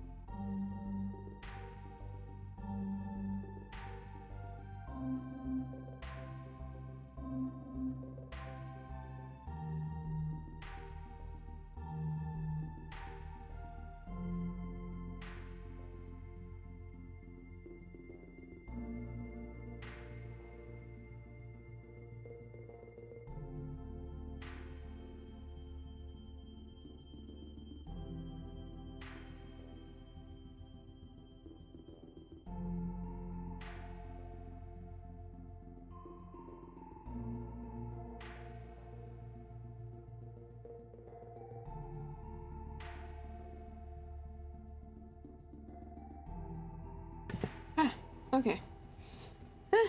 I've returned. I'm just kind of chilling over here, like, taking a minute, drinking some caffeine and eating this snack that my sister had prepared. I also have the door open temporarily, so it may sound a little noisier than normal. A little bit. Sorry, I wanted to see how noisy it was. But you might hear a little bit of background noise, just a tad bit, just because I got my door open. Just because it's really hot in here and I just don't want to sit in the heat. Thank you very much. I also have a bit of a snack, so yeah, I've already said that. My sister prepared a little snack. It's so nice. It's very nice of her, I appreciate it. As in you're like, I should have gotten something with my caffeine so I don't feel so awful. And she was nice to make something, so yeah. So I got crackers and cheese and some sausage and over here. It's gonna be super good. But I'm gonna give people a few minutes. And while that's going on, I'm gonna eat this piece of cheese. I can eat cheese if I want to, dang it.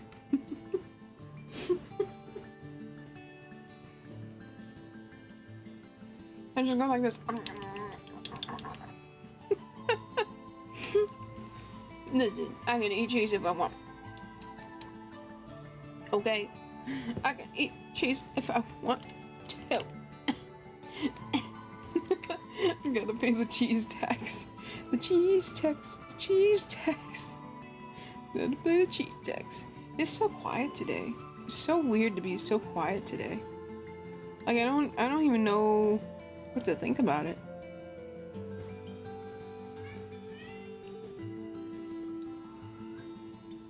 That's X. X is yowling. Like, meow. You can hear him back there. I just realized I never turned the music down. I'm so sorry about that. There we go. That's better. It doesn't even matter anyway, so I'm gonna get out of this. There we go. And then we'll go turn this music back up. There we go. Alright. But bam. We're back. And I feel more awake, so that's good. Okay. Got me a Celsius drink, so I feel good. Yee. And you saw the lightning hit the dusky bridge, did you? Didn't you? Sorry, Edgy. Where is my mouse? There it is. Sorry doesn't cut it, you scumbag. Threatening a young lady like that. Gulp. Wait, hold up. What now, pal? What are you talking about? What threatening stuff? Tell you what, you tried to scare Iris by threatening to expose your secret, pal. What do you mean threaten? When did I threaten her? Unless you want your secret to be exposed.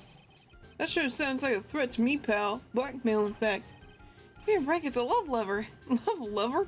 Love letter. Haven't you ever been in love? In love? What did you just say? My love for her burns so hotly, it could melt all the snow on this mountain. I'm checking, because I have my old baby gate up. I don't have the mesh anymore. Oh, then what is the secret you mentioned? Come on, Edgy. Don't you get it? I'm talking about the secret love between her and me. I knew it. I flippin' knew it. I was sitting here thinking to myself, he's gonna say that her secret is that she's in love with him or some nonsense. It's gonna be something stupid. What do we get? Something stupid. Thank you. I'll go ahead and take my pay and leave. Obviously, she wouldn't want old lady Bikini to know about it, right? About our hot and sour, bittersweet love affair. You can't see the expression I'm making, but it's an expression of what the freak? What? What does that mean?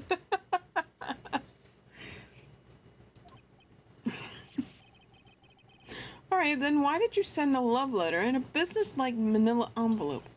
Give me a break, it's not my fault. I didn't have any other envelopes. Yeesh. Then why were you so quick to apologize, pal? It's 'cause Edgy gave me that scary look of his. He's just like, that's always my look, man.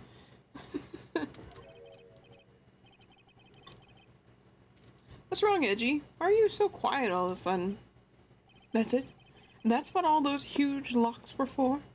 I don't understand why you were so defensive. I don't know either. I guess the thing is, you shouldn't expect too much from a guy like me. Hey, come on, don't let it get to you down. Oh my god. Hold on. Hey, come on, don't let it get you down. Hi, Binks. Binks is here now. She's at the baby gate like, how am I gonna get in now? There's no mesh here now, so I can come in whenever I please. I got the baby gate up. She'll find a way. She will always find a way. But Mr. Edgeworth, this guy is still hiding something, I know it. What do you mean, detective? Don't forget what this guy said just a minute ago. If you really want to know, last night, I saw something incredible. Excuse me, I'm so sorry. He's right. Larry.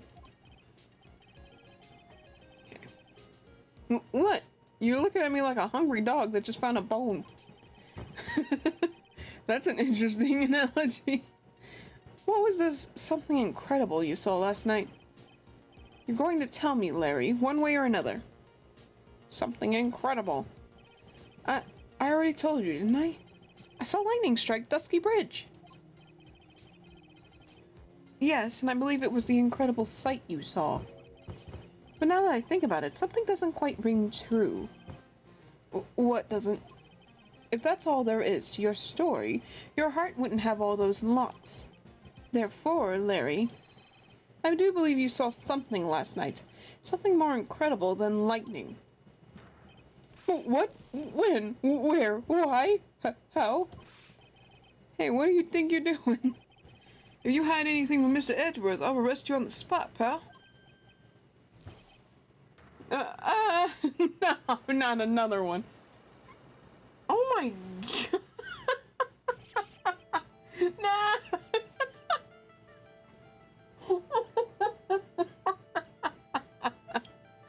Knowing Larry, it would be something stupid like flipping.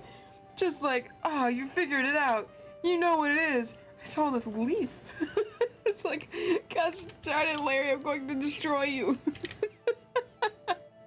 There's gonna be a second murder and you're the victim. What's wrong, sir? Does this mean I have to do it all over again? Why are you glaring at me like I'm the next to be hit by a bolt of lightning? I've just about had it with this Harlequin. If I really want to drag the truth out of him, I just have to drag him to the witness stand. Dang. To be continued? We're obviously gonna play a little more than that. See your progress? Yeah. This one? Yes, please. Oh!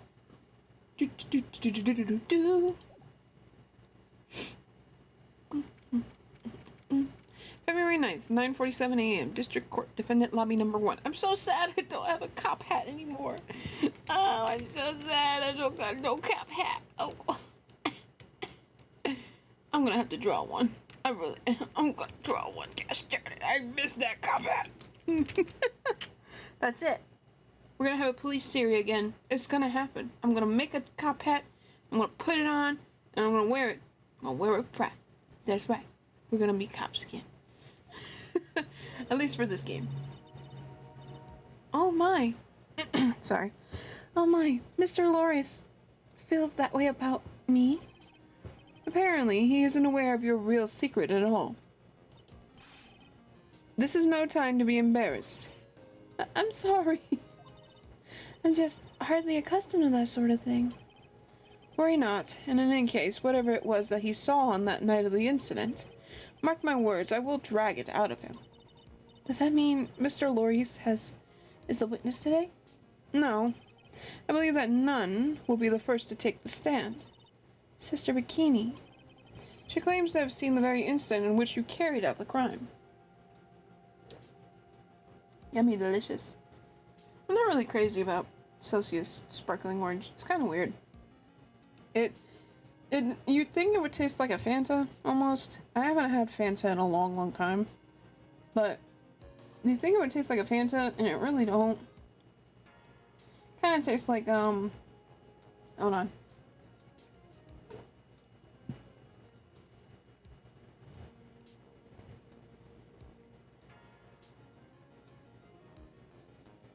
Not orange juice. It tastes kind of like, yeah, maybe it does taste a little bit like a Fanta. I don't know. It's weird. I don't know. I'm not really crazy about their carbonated stuff, but, like, it was all they had, so yeah, I'm just gonna drink it. I like their green tea stuff, though. It's really good. It's really good. But this stuff is supposed to give you energy, without all the nasty stuff.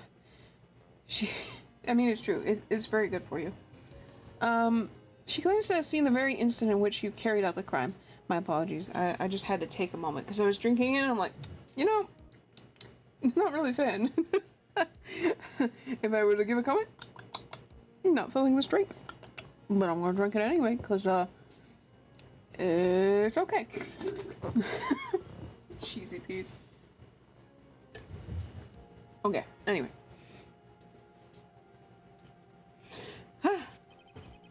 I just want to ask you one last time.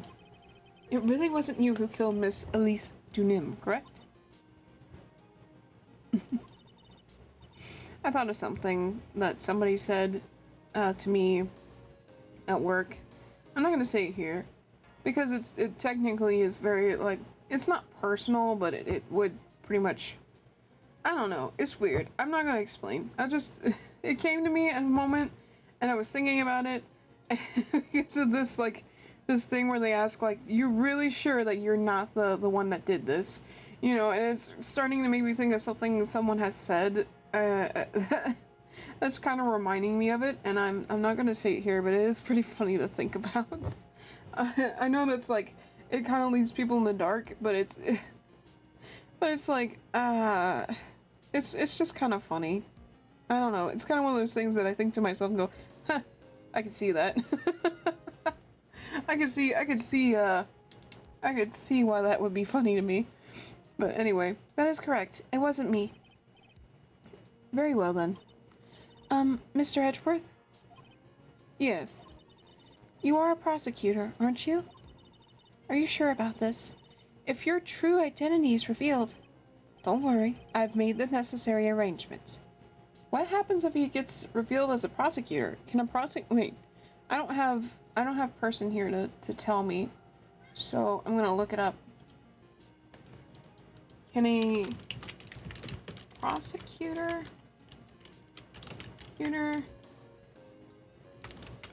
wait, if I could spell prosecutor, be a defense attorney. Yes. Okay, what about in Japan?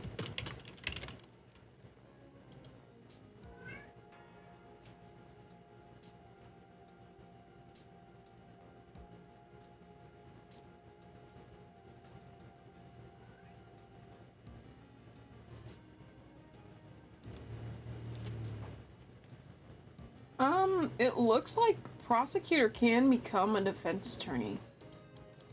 So I don't know what rule they're pulling from, but apparently prosecution can become defense, and defense can become prosecution. So I don't know what's going on there, but maybe I'm wrong. Maybe I'm searching up the wrong things. I don't know. Last time I messed up searching up stuff about death row, and I don't know. So don't take that as truth. It may be wrong. Don't worry, I have the necessary arrangements. I hear Hex. I hear Hex's door being opened. You hear him? He's very, very chatty catty. Don't worry, I have the necessary arrangements. Okay, moving on. I see. Iris. It's a prosecutor's job to doubt people. Right now, I am a defense attorney. A defense attorney's job is to believe in people, and believe until the bitter end. That's what my friend once told me. Mr. Edgeworth, I simply ask that you watch and decide for yourself whether or not I am fit to do the task I have been entrusted. Very well, sir. I leave my defense in your capable hands. I'm looking over my shoulder. I'm waiting. February 9th, 10 a.m., District Court, courtroom number 7. Did I plug in my... Oh. No, I should, though. I'll do it some other time. Court is now in session. Oh, God. This judge stinks. Okay. Court is now in session for the trial of Sister Iris of Hazakura Temple. I forgot what his voice he had, but I missed the old judge. The defense is ready, Your Honor. No, God, oh! No, God, oh! No, God, oh!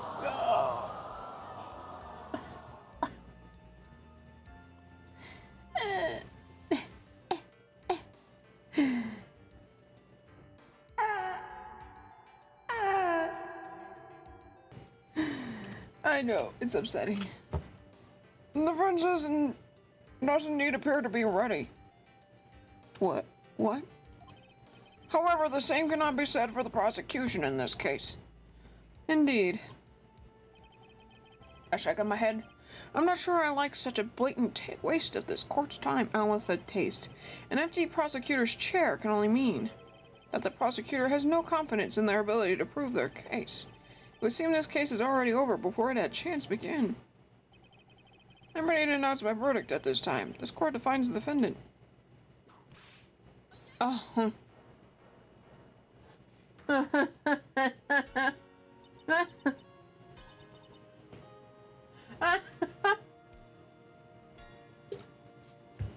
It's Von Karma! It's Von Karma! Ah. Hold on. Hold on. Von Karma. Karma. Karma. I'm gonna put that in there. There you go. You guys are welcome. Von Karma. Who the heck is that guy? Who the heck is who, John? I'm sorry. Hello. Welcome back, John.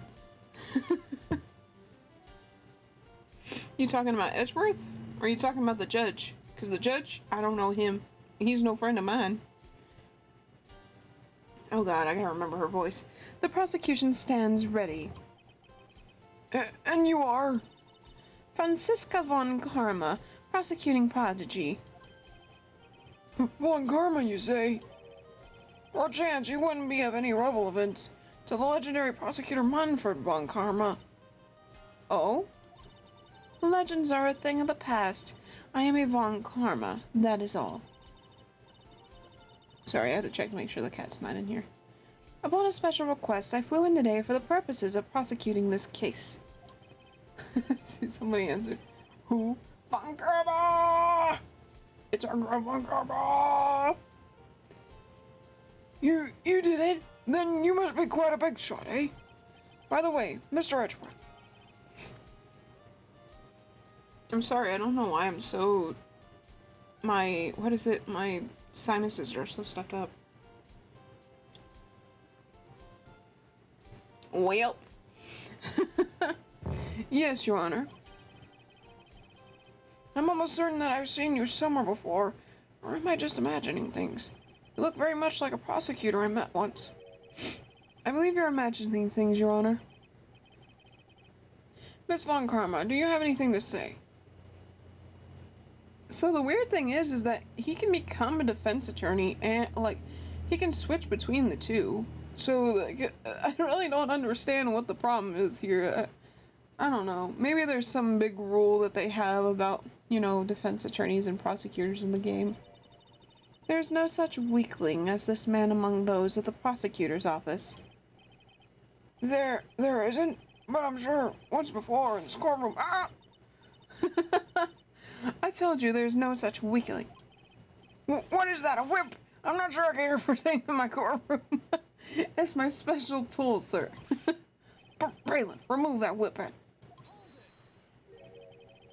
I have no objection to the whip. You don't? He knows how to catch it. He can catch it. Like, Wright gets whipped with it, and then Edgeworth just, like, snatches it with his one bare hand. Like, he doesn't take that crap. The prosecution can wield a whip or drink 17 cups of coffee, though there's still only one truth. That is what I stand here to prove today. Whoops. This promises to be This promises to be interesting, Miles Edgeworth. I had expected to face Phoenix Wright here today. But looking at you now, maybe this is what I've been waiting for all this time. Miles Edgeworth, I will not allow this chance to crush you slip through my... What?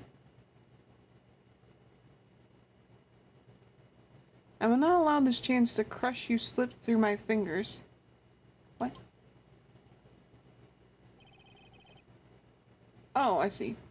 My brain... See, the sentences are so weird because then I read them and I'm like...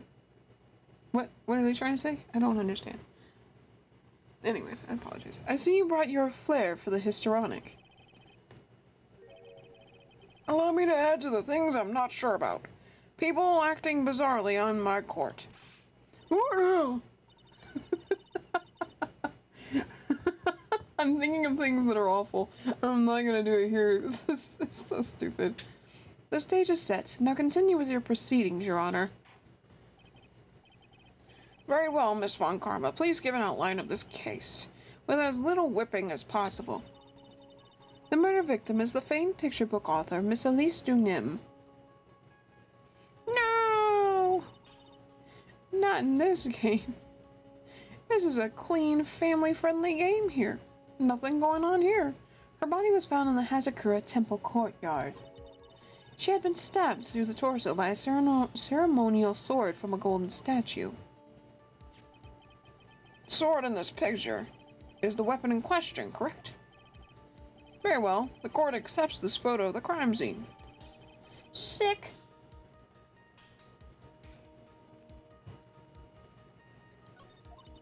There's no mistake. This was the doing of Sister Iris. After all, there is a witness to her crime. Very well. Please bring this witness to the stand. Oh. And so it begins. I really love Miles' hair. He looks really cool. My first and last trial as a defense attorney. Well.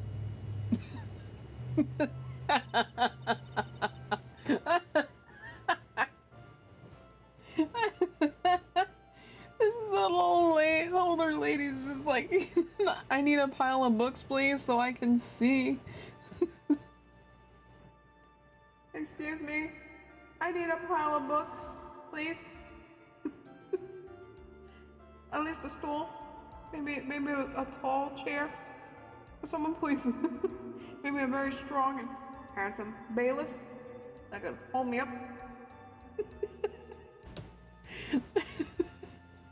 Witness, state your name and occupation, please. Hold on there. I'm not sure about being not sure if... Wait, I'm not sure about being not sure if I care for this at all. Witness, please stand up nice and straight. If I recall correctly, there are a few milk crates in the defendant's lobby for a back pain-plagued witness. Bailiff, fetch a crate for this poor lady, please.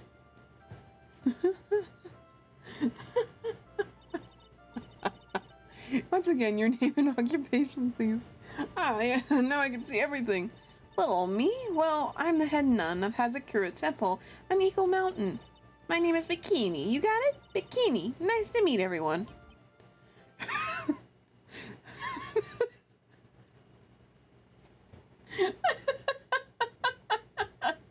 This man's face just like, I've heard some pretty weird things, but the name Bikini is the worst I've heard so far.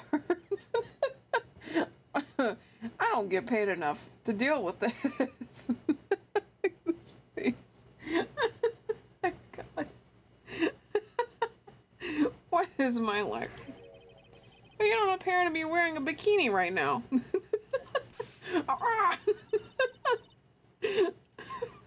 is whipped. Ah!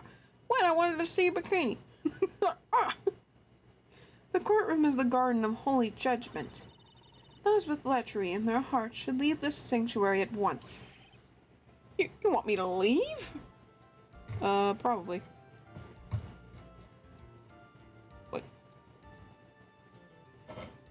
I think that's me making the noise.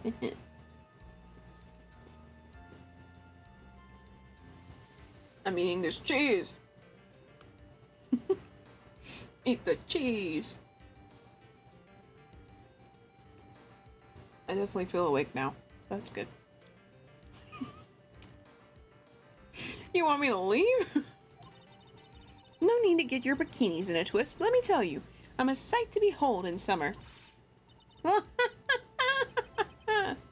In any case, witness, I hear that you saw a crime take place on the night in question. That's right. I can still hardly believe it myself, to be honest. Oh, God. I also have crackers. Listen to this cracker ASMR. While I eat a cracker. Ah, cracker ASMR. I'm so sorry. I'll stop. That's probably weirding people out. I can still hardly believe it myself, to be honest. There's no way dear little Iris could do anything like that. Aw. I'm really... Let me say this now. I really hope it's not Bikini that did what has happened here today. I really am hoping. Because Bikini is such a fun character. And I'd be so upset if we lost Bikini. Alright? That's all I'm saying.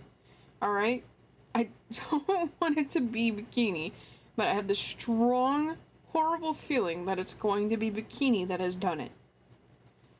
Let me just say that now. Or, you know, Maya, as usual, trips on a banana peel and kills the poor lady. I don't know. Maya works in mysterious ways. Anyway, let us hear what you have to say then. First, tell us about your own movements that night, eh?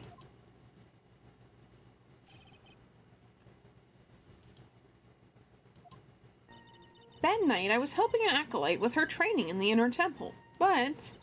well, as you can see, my back likes to act up violently.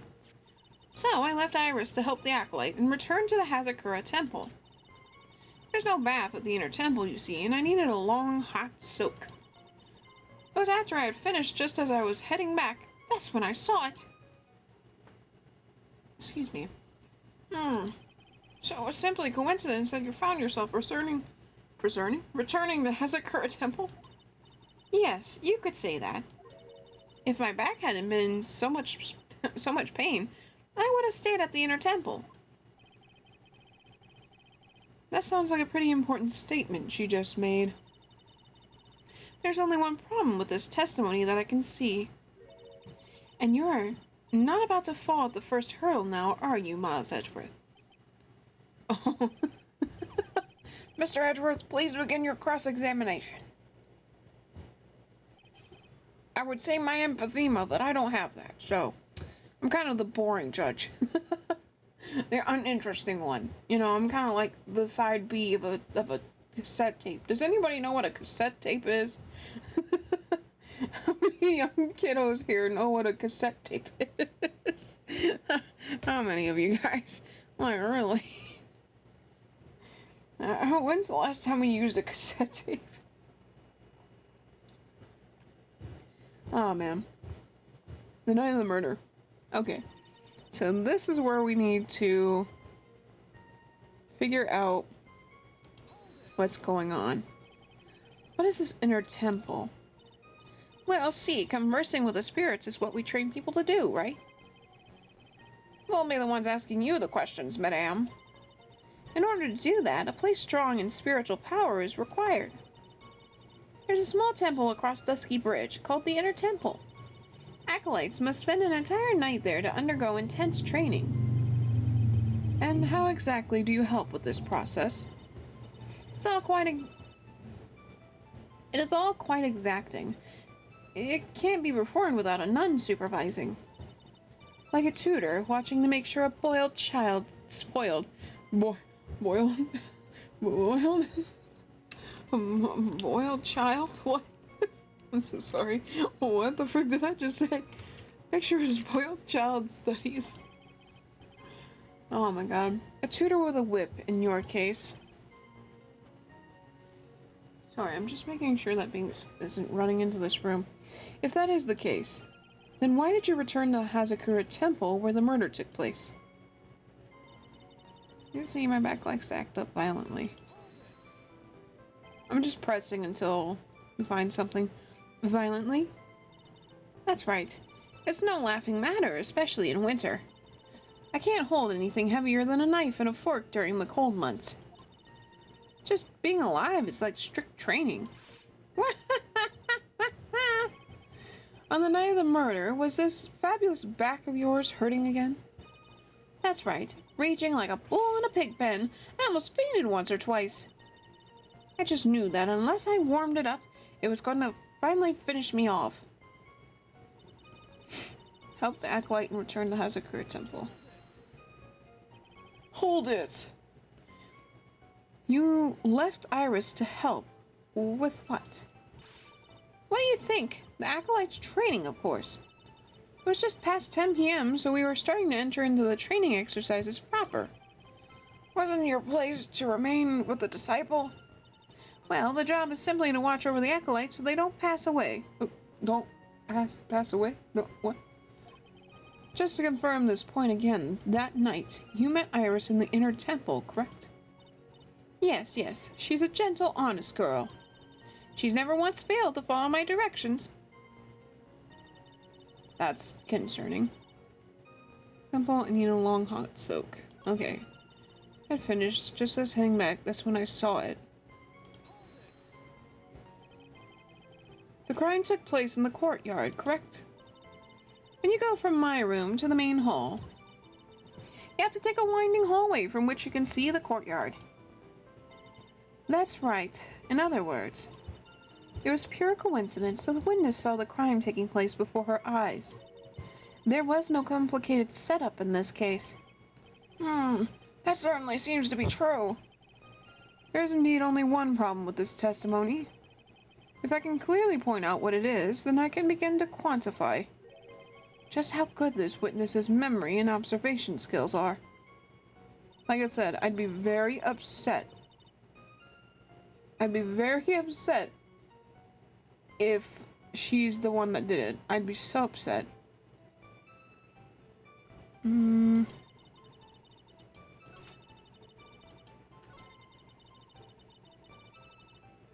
I guess I could try this one again. So you returned to the Hazakura temple in order to take a bath. My back is to blame for everything.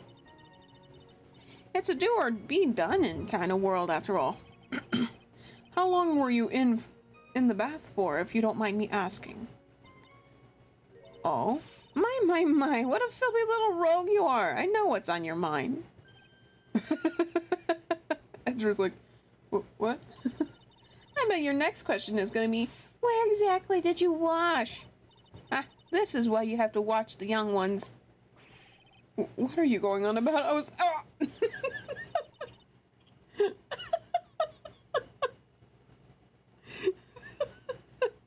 Why did she take it to that adventure? Oh my god, this woman. No. The lowest of the low. Is there some sort of kick besides like to the defensive bench? Oh, there always is, man. That's just how it rolls. Anyway, I couldn't afford to be away from my post for too long, you understand, so... That's when I saw it.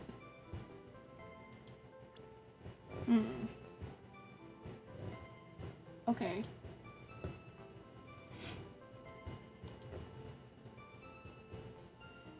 Trying to...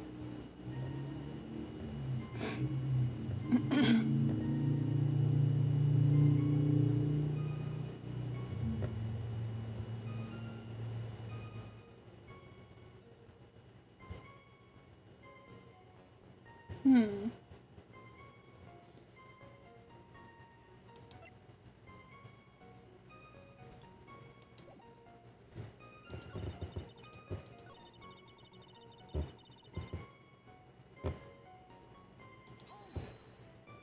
Hang on a minute, I didn't mean to do that.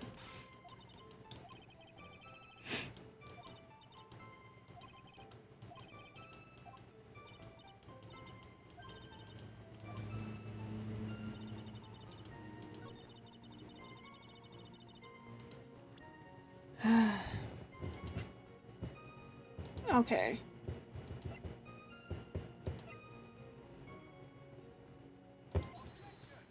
Objection! Witnesses have to undergo their own trials, I'm afraid. The defendant's fate rests on their powers of observation and memory, after all. Welcome in incognito, welcome back. Hold on. Who did it? I know who did. I could sniff it out. I sniff them out.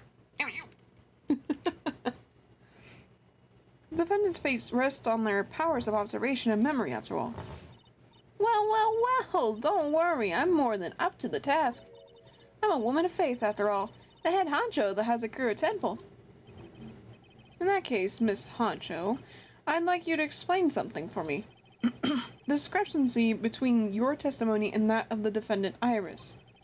She claims that at ringing the lights out bell, she went back and stayed in her room.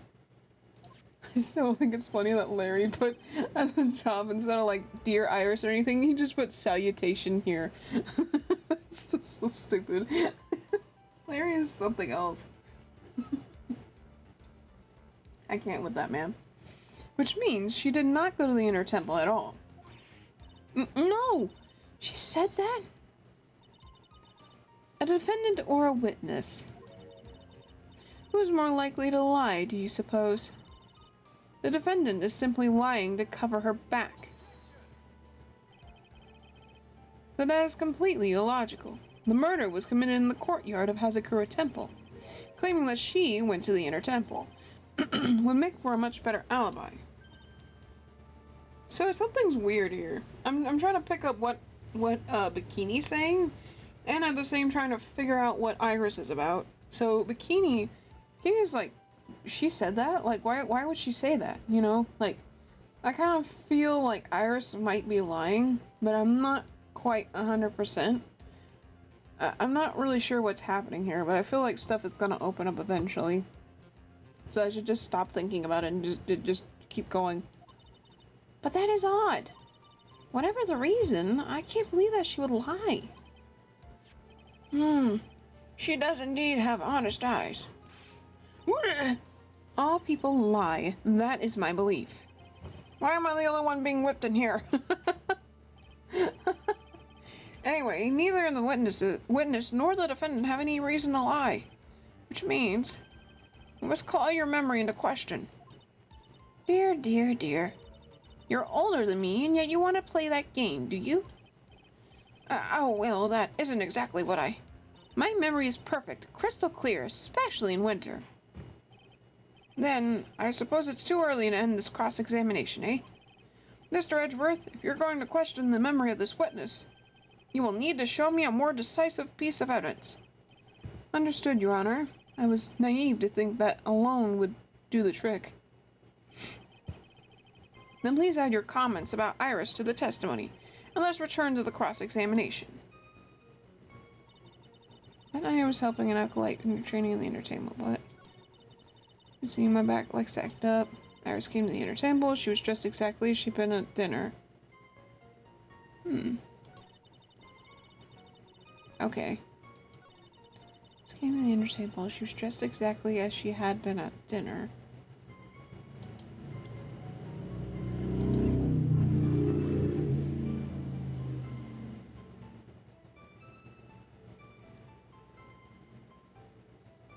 Was she wearing this?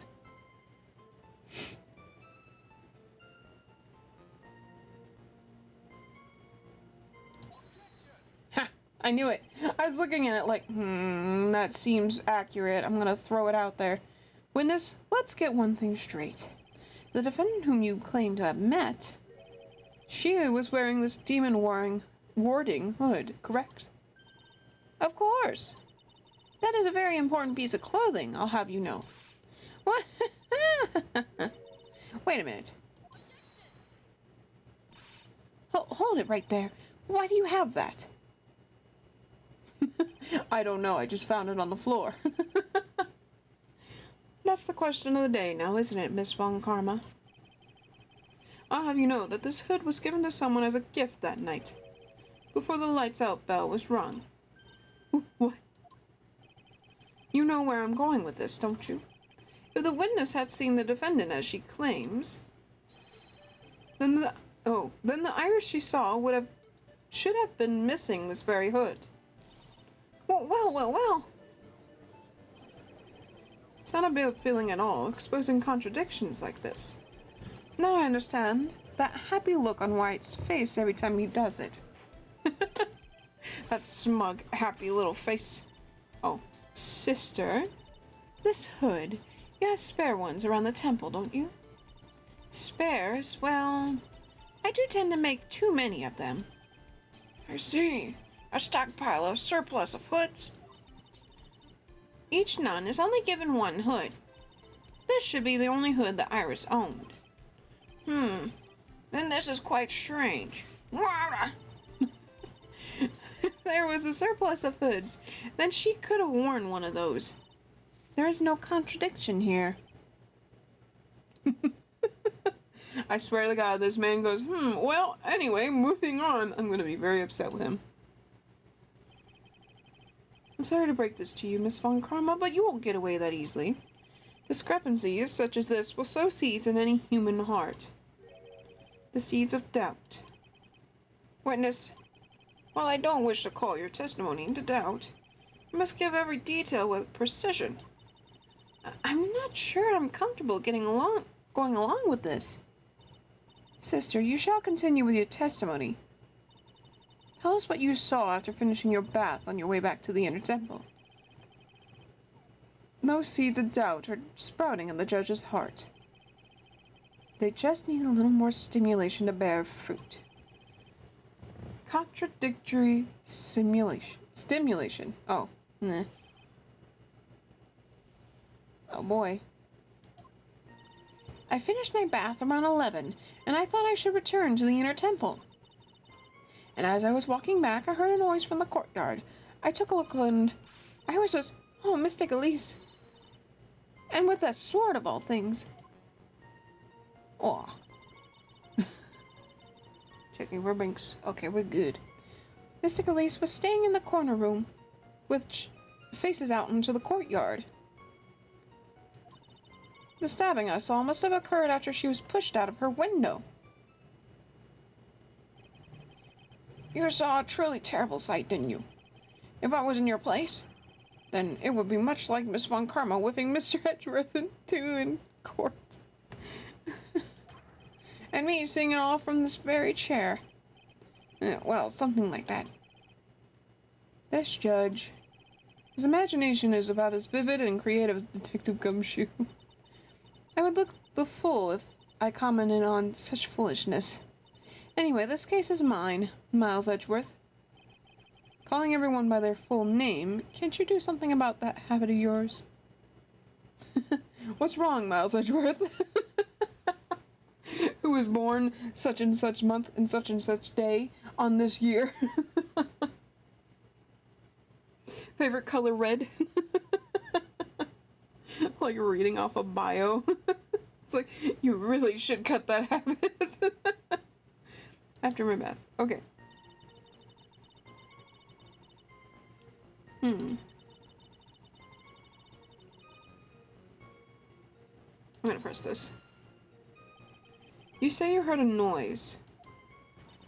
Thump. Just like that. That could only be the sound of the victim falling. It's very quiet in the temple, you know? You can even hear the snow falling from the branches. Thump. Just like that. Oh, interesting. But then, couldn't this noise you heard have been snow falling to the ground? I never thought of that. Oh man, I like Bikini. She's fun.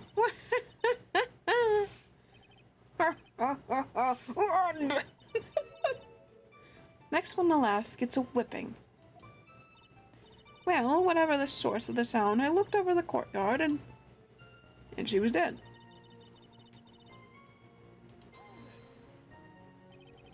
This is the second time that the witness has testified to seeing the defendant.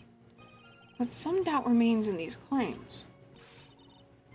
Hey, just what does that mean? Just because you're a good-looking young man doesn't give you the right to... The murderer who stabbed the victim with the sword.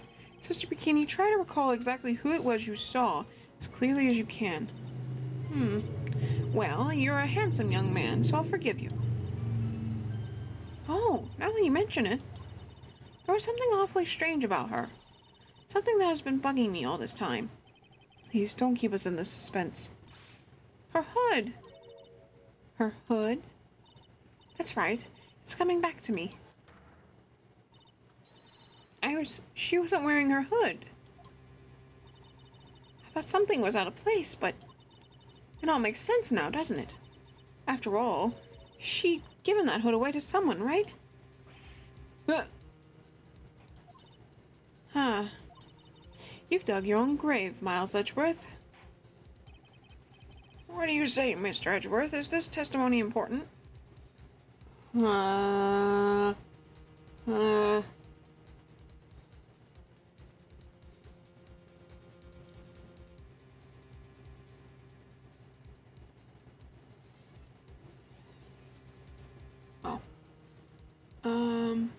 Crap. It's not important.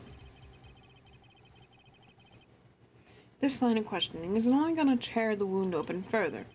These statements are as useless as the investigations of a certain detective. There's no need to record them. Very well. Please continue with your testimony. Yes. Oh my god.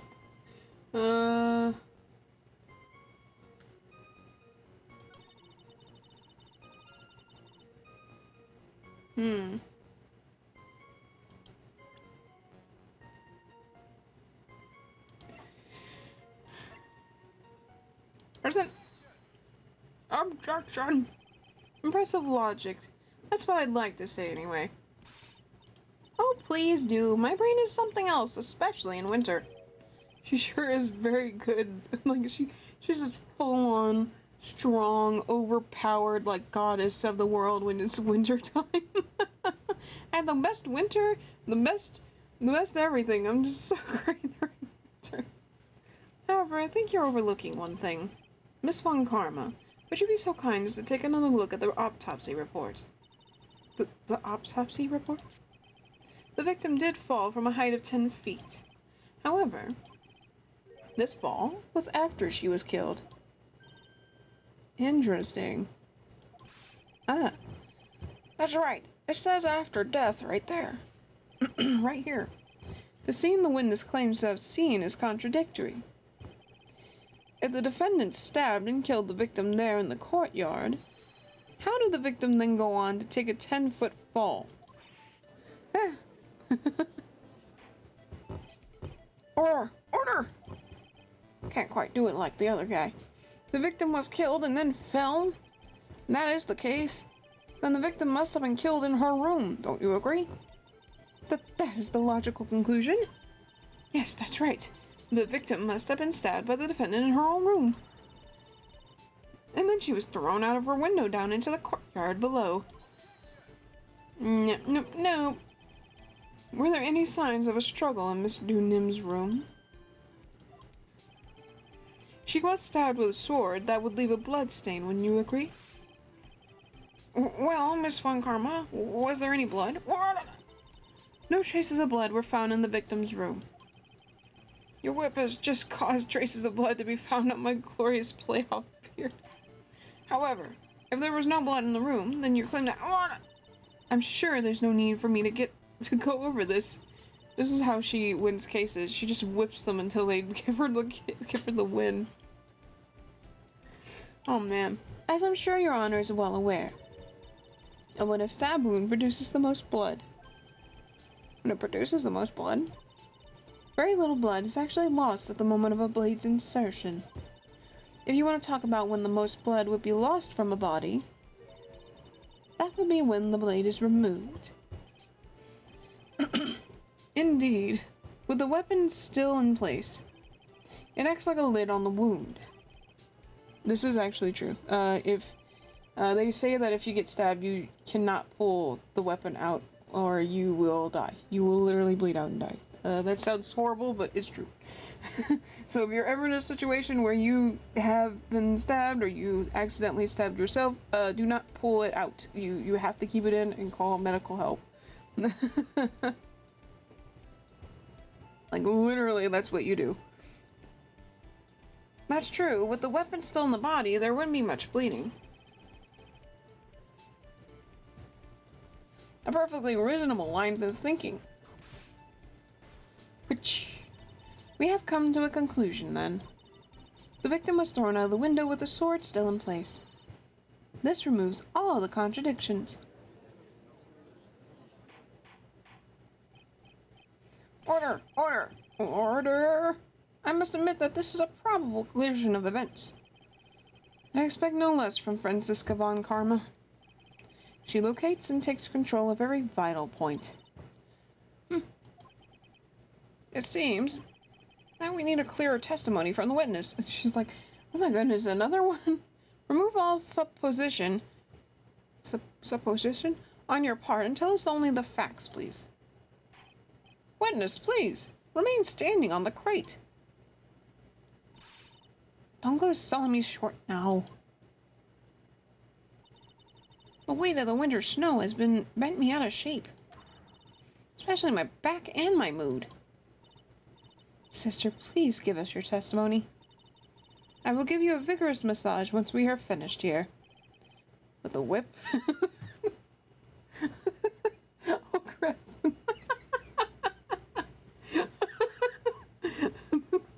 Nice, relaxing massage. Whoopsh, whoopsh. Do you feel any better? Actually, this is nice. Whoopsh. Really getting all the muscles.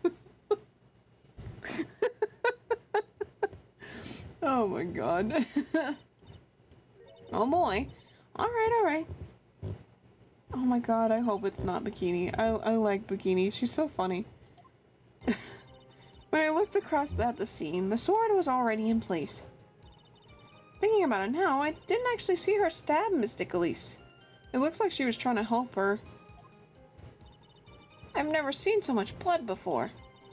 That's when I fainted. You can't blame me, can you? And when I woke, Mysticami was stabbing Mystic Elise through the back.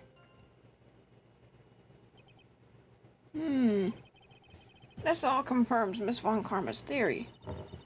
Von Karma strive for nothing but perfection. Putting together such facts is nothing for me. You should know that, Miles Edgeworth. Perfection is an impossibility, Franziska Von Karma. And I'm here to teach you just that. Ooh. Is the audio good? Oh. It could be a little higher. There you go. Yeah, that's better. When I looked across to the scene, the sword was already in place. No, I didn't actually see her stab Mystic Elise. Never seen so much blood before. That's when I fainted. You can't blame me, can you? When I woke, Mysticami was stabbing Mystic Elise through the back. What?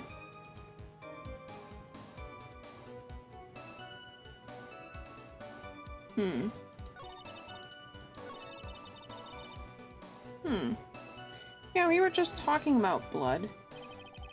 So you're saying that you saw the victim's blood? That's right. Some of it had splattered onto Iris, too. When the defendant was arrested, she was meditating in her room, and her blood-flecked clothing was neatly folded in the corner. What? Her clothes were blood-flecked as well? That strong, like, what was from me? Just like, what? That seems quite conclusive to me. What should I do? Press this point further? I believe we have to press it. We have got to press it. Going back to your previous statement, you said that you saw a little bleeding when the victim was stabbed. But now you say you saw the victim bleeding? Well, I say that what I saw is what I saw.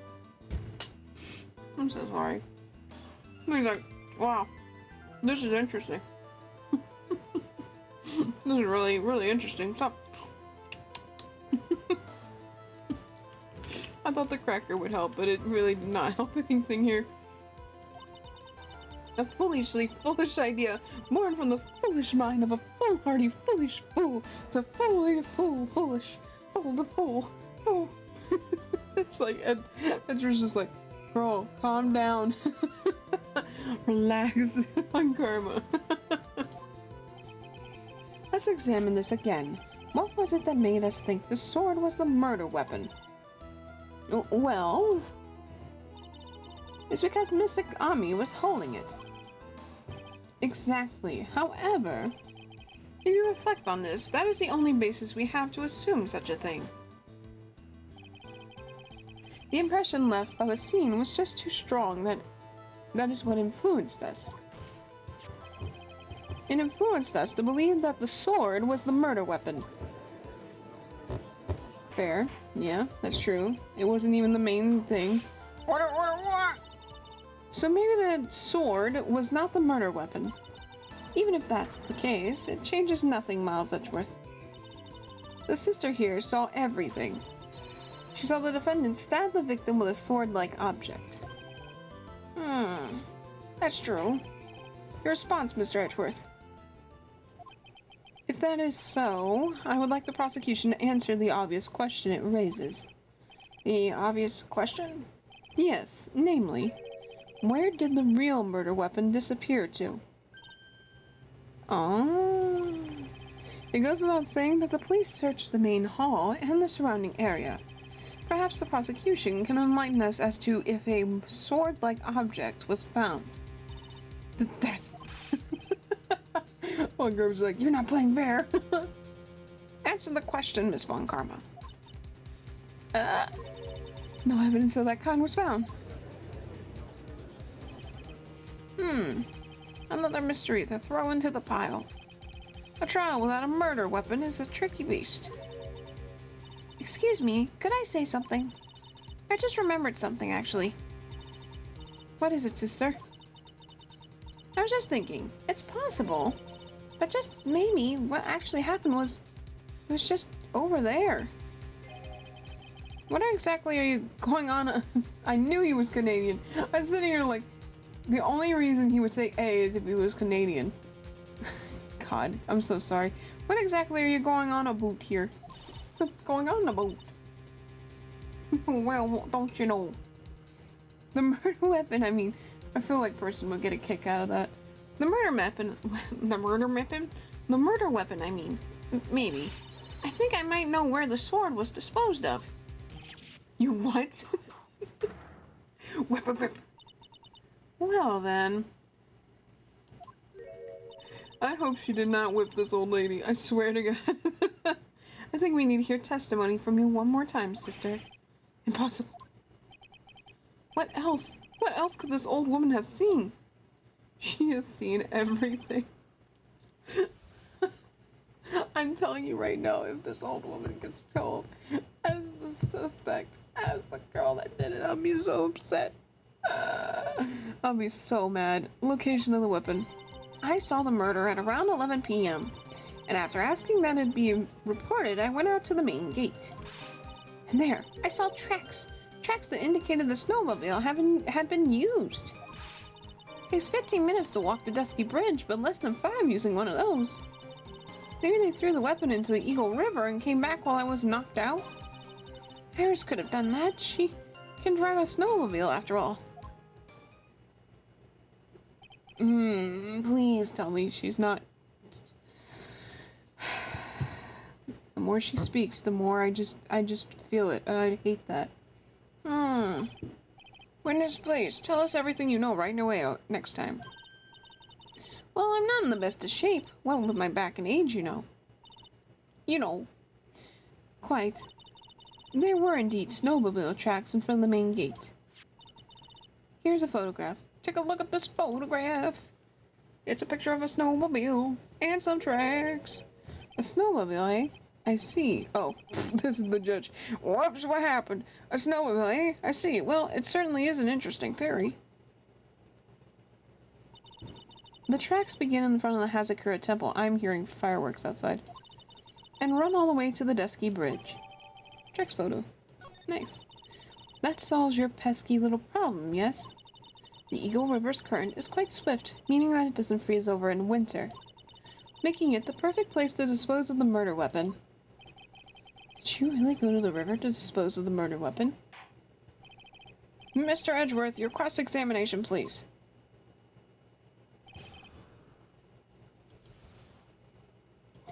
Please. I'll be so upset. I'll just be like this. How dare you just... How dare you? That's how I'll be. If she turns out to be the murderer, I'll be absolutely upset. Okay. After asking that it be reported, I went out to the main gate. And there I saw tracks. Tracks that indicate the snowmobile have been used. It takes 15 minutes to walk there, but less than 5 using one of those. The weapon into Eagle River and came back while I was knocked out. Well, that's so weird though, because if it did, they would have found it along with Phoenix. So why was Phoenix taken out, of all things? That's another thing we need to figure out. Is...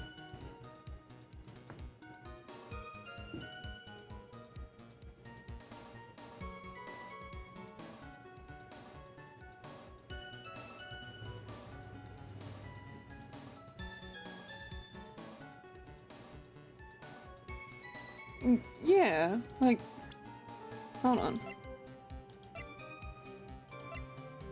This is so strange. There is one set of tracks. What's going on here? Wow, very interesting. Ooh, it could have been, because there was a big snowstorm when it happened. So it could have been before?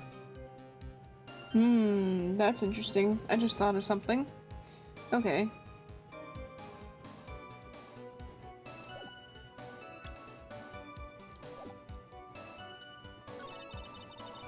Oh,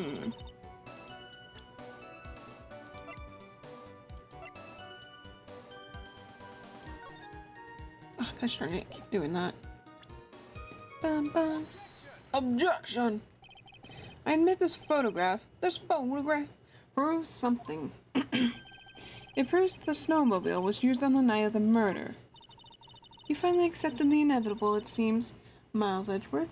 I'm checking for binks again. However, if what the witness says is true, then why is there only one set of tracks? What do you mean? Iris left Hazakura Temple, threw the weapon into the river, and then returned. If that was the case, then naturally there should be 2 sets of tracks in the snow. Those from heading out to the bridge and those from coming back. Ah, you're right. You are forgetting one thing, Miles Edgeworth. Well, on the night of the murder, it was snowing. The tracks leading to the bridge were erased by the snowfall. This removes your precious contradiction, now doesn't it? I see. While she was at the river, the snow stopped, leaving just the return tracks in the snow. What do you have to say now, Miles Edgeworth? Is there a flaw in her theory? This idea that the snowfall covered one set of tracks.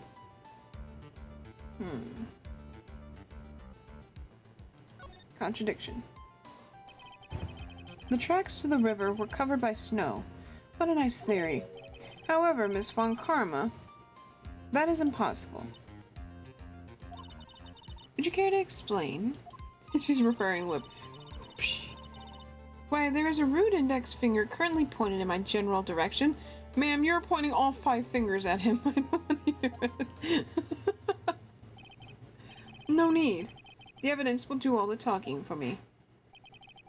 On the night of the murder, the killer went to and returned from Dusky Bridge.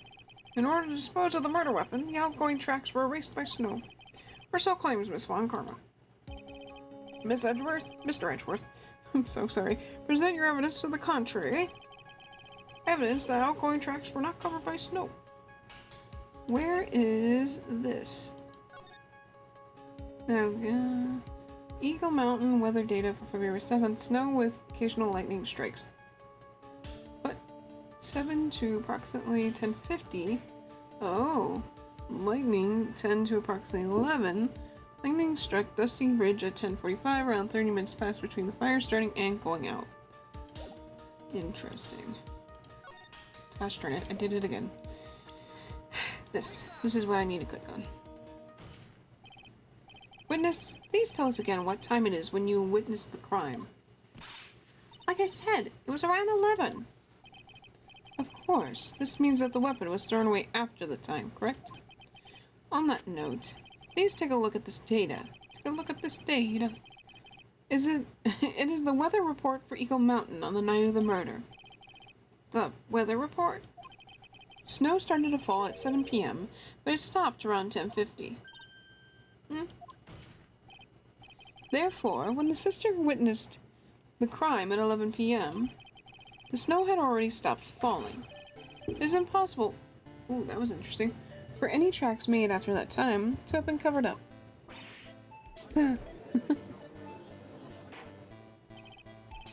Order! Order! Very well then. It looks like Miss Von Karma's claim has been snowed in.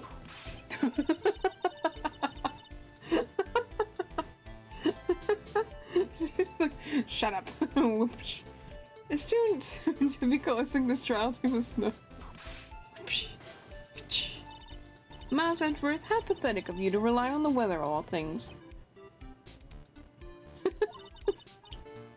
Answer me this then. When is a weather report ever correct? No, you've got it all wrong. This isn't a forecast. This is actual data. Yeah, forecast data.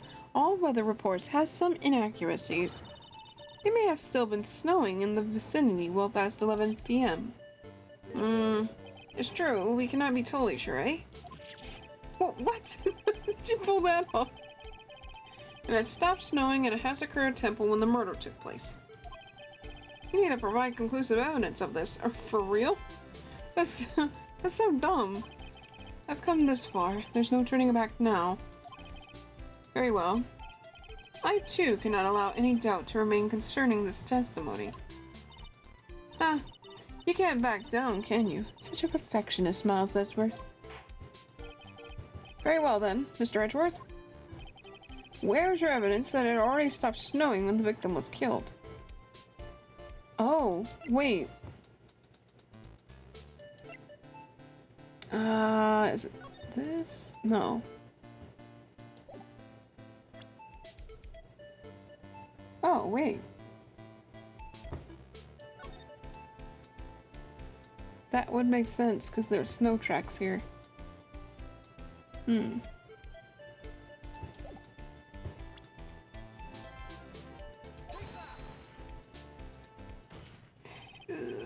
Ultimately, wow. Ultimately, it all comes down to one point. That being, whether or not it was snowing in that courtyard when the victim was stabbed. That's right, but proving that is incredibly easy. But if we want to know whether it was snowing or not, this photo will tell us everything. Of course, I am referring to the photo of the crime scene. How much farther do I have out of this? Okay, I have the second part, I think, and then... well, let's try to play this bit for... As you can see, everything is covered with snow. Just one exception. And that is... the victim herself, Miss Elise Dunim. Oh... Why is there no snow on top of her? The answer is simple. It had stopped snowing when she was killed, that's why. Oh... That was clever.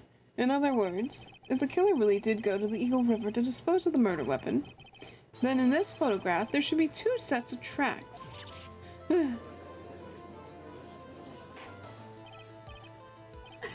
Clever. Clever. Just what are you suggesting, Miles Edgeworth? To be honest, I'm not entirely sure myself, but this is simply what all the facts point to.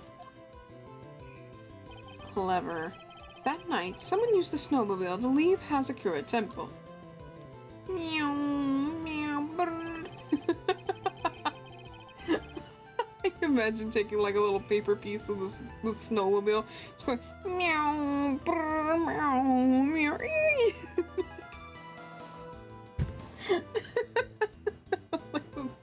It just makes them look so childish, but it's so funny. From the tracks left, it can be understood that they were heading to the Dusky Bridge. At that time, it was still snowing. Of course it was, because those tracks were erased by the snow. Then, when this person returned to Hazakura Temple, meow, meow, meow.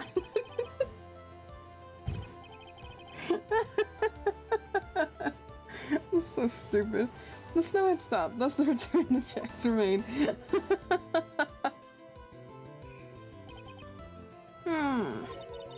Can I say something?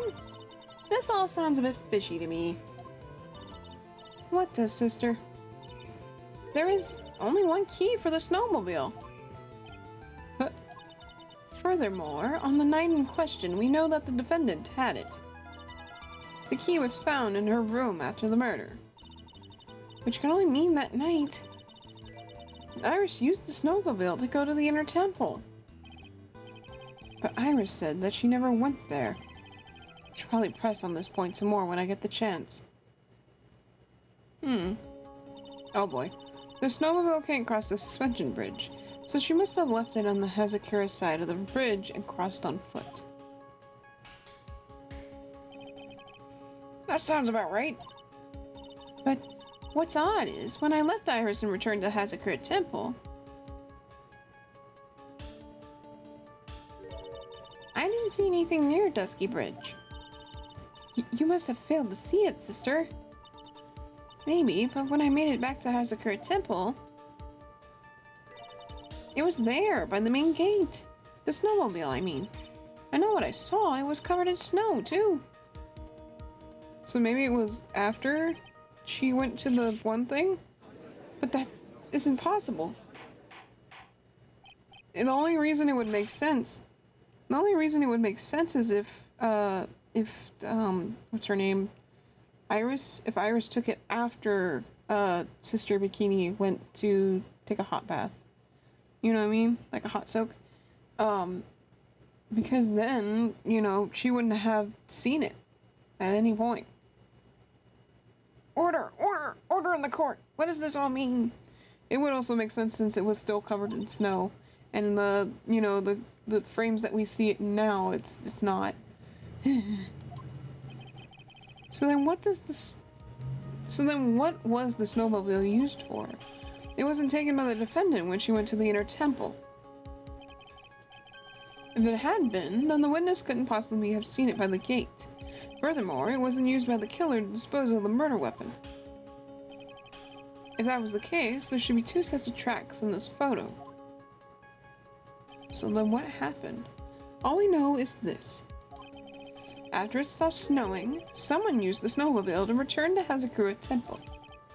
I never thought a simple snowmobile could cause so much trouble. I think we learned all we can from this witness. Yes, I have nothing more to add. I told you everything that I know. But then, that still leaves us with the same problem. If only there was someone, a witness who could testify to have seen the snowmobile. A witness, huh? I wonder if Larry used it. Gosh darn it. Larry, gosh darn it, Larry. You know what? I bet you he did use it. Or Iris took it to the heavenly hall. I guess to confront him, maybe. But maybe got scared. I don't know. It's very weird. Was there no one out walking perhaps near Dusky Bridge on that night? I don't think that's likely. It was cold enough to freeze your ears off. Only an idiot would go out wandering in that. Unless they had something really important to do. That's a shame. It was Larry, wasn't it? Hold on. Not the murderer, but I think he took the snowmobile at least. Something is coming to me. An idiot may well have gone wandering out on the subarctic Arctic night. Your Honor, actually, there just might be one individual who may be able to help us. Really? You know of someone who might have seen the snowmobile the night of the murder. I don't know for sure if he saw it or not, but there are two things about him that do come to mind, which are, first, that he saw something incredible on the night of the murder, and the second being, this individual that I am thinking of went wandering outside on that cold night. In other words, he is our kind of idiot. Mr. Edgeworth, who is this idiot you're talking about? Oh my god, the about thing. We are talking about Larry here. Or he likes to call himself Loris. Which is so dumb. This guy must be a product of Jean-Luc de Laduc's Guide to the Obnoxious French Painting. This is Larry Butts, a disciple of the victim, Elise Dunim. What the facts say? Welcome in, convenient comedy. Her student? Interesting. And why was he wandering outside on the night of the murder? Why is he Canadian at just random moments? That's... I could tell them all about his designs for Iris, but it may cost us his credibility as a witness, or I can even call him. He is, after all, an artist. He was perhaps searching for something in the snowy scenery that would move him.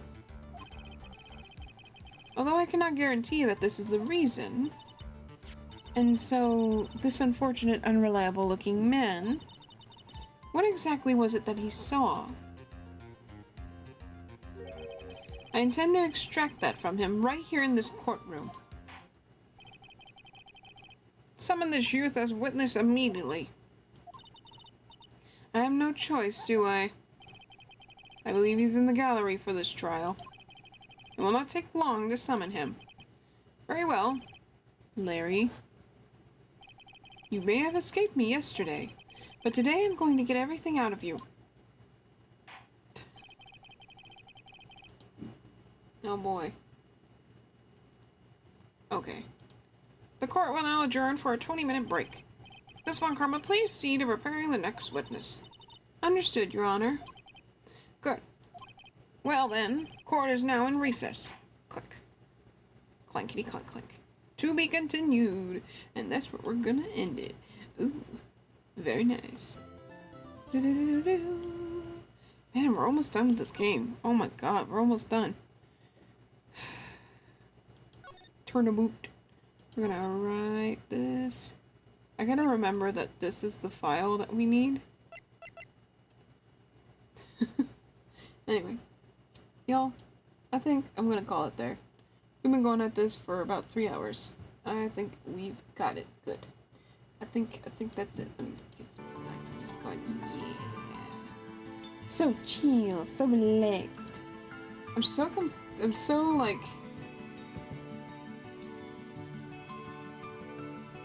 I can't look at the walkthrough because it's gonna spoil me. Oh man. But yeah, that's Ace Attorney for the night. It looks like we just have a little bit left of the third game, and then we can move on to the other games, which are like DS versions. And then eventually, because I actually have the newest installment, which is what is it called? Ace Attorney. Trying to find it real quick.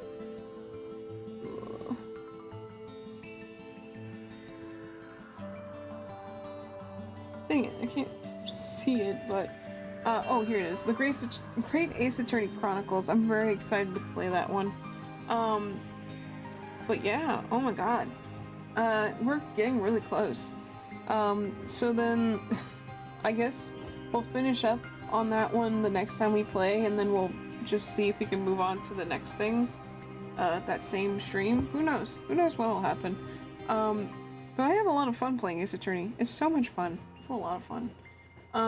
Anywho, with that being said, y'all know what time it is. It's that time. We haven't done it in a minute. So here it is. It's bedtime. Bedtime. Bit. Just darn it. Ow, ow, ow. Time for bed. Bedtime. Or else I'll do more cracker ASMR. That's it. You didn't go to bed fast enough.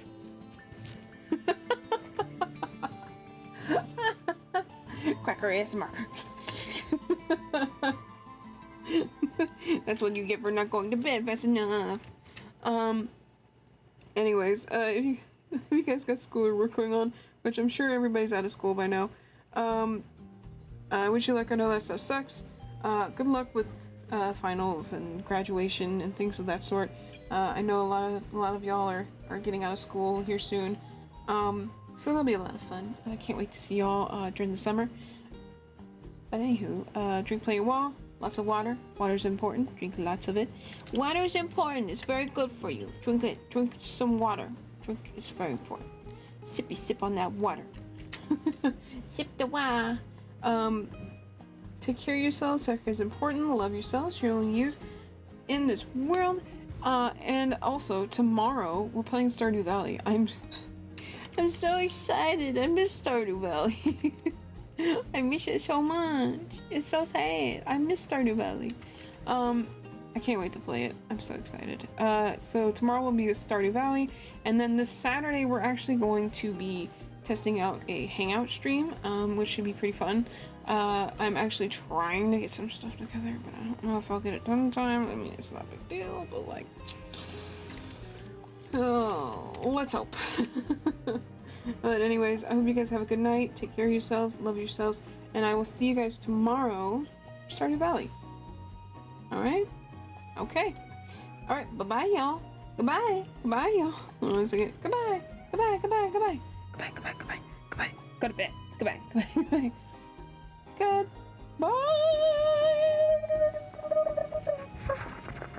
Goodbye, goodbye, goodbye.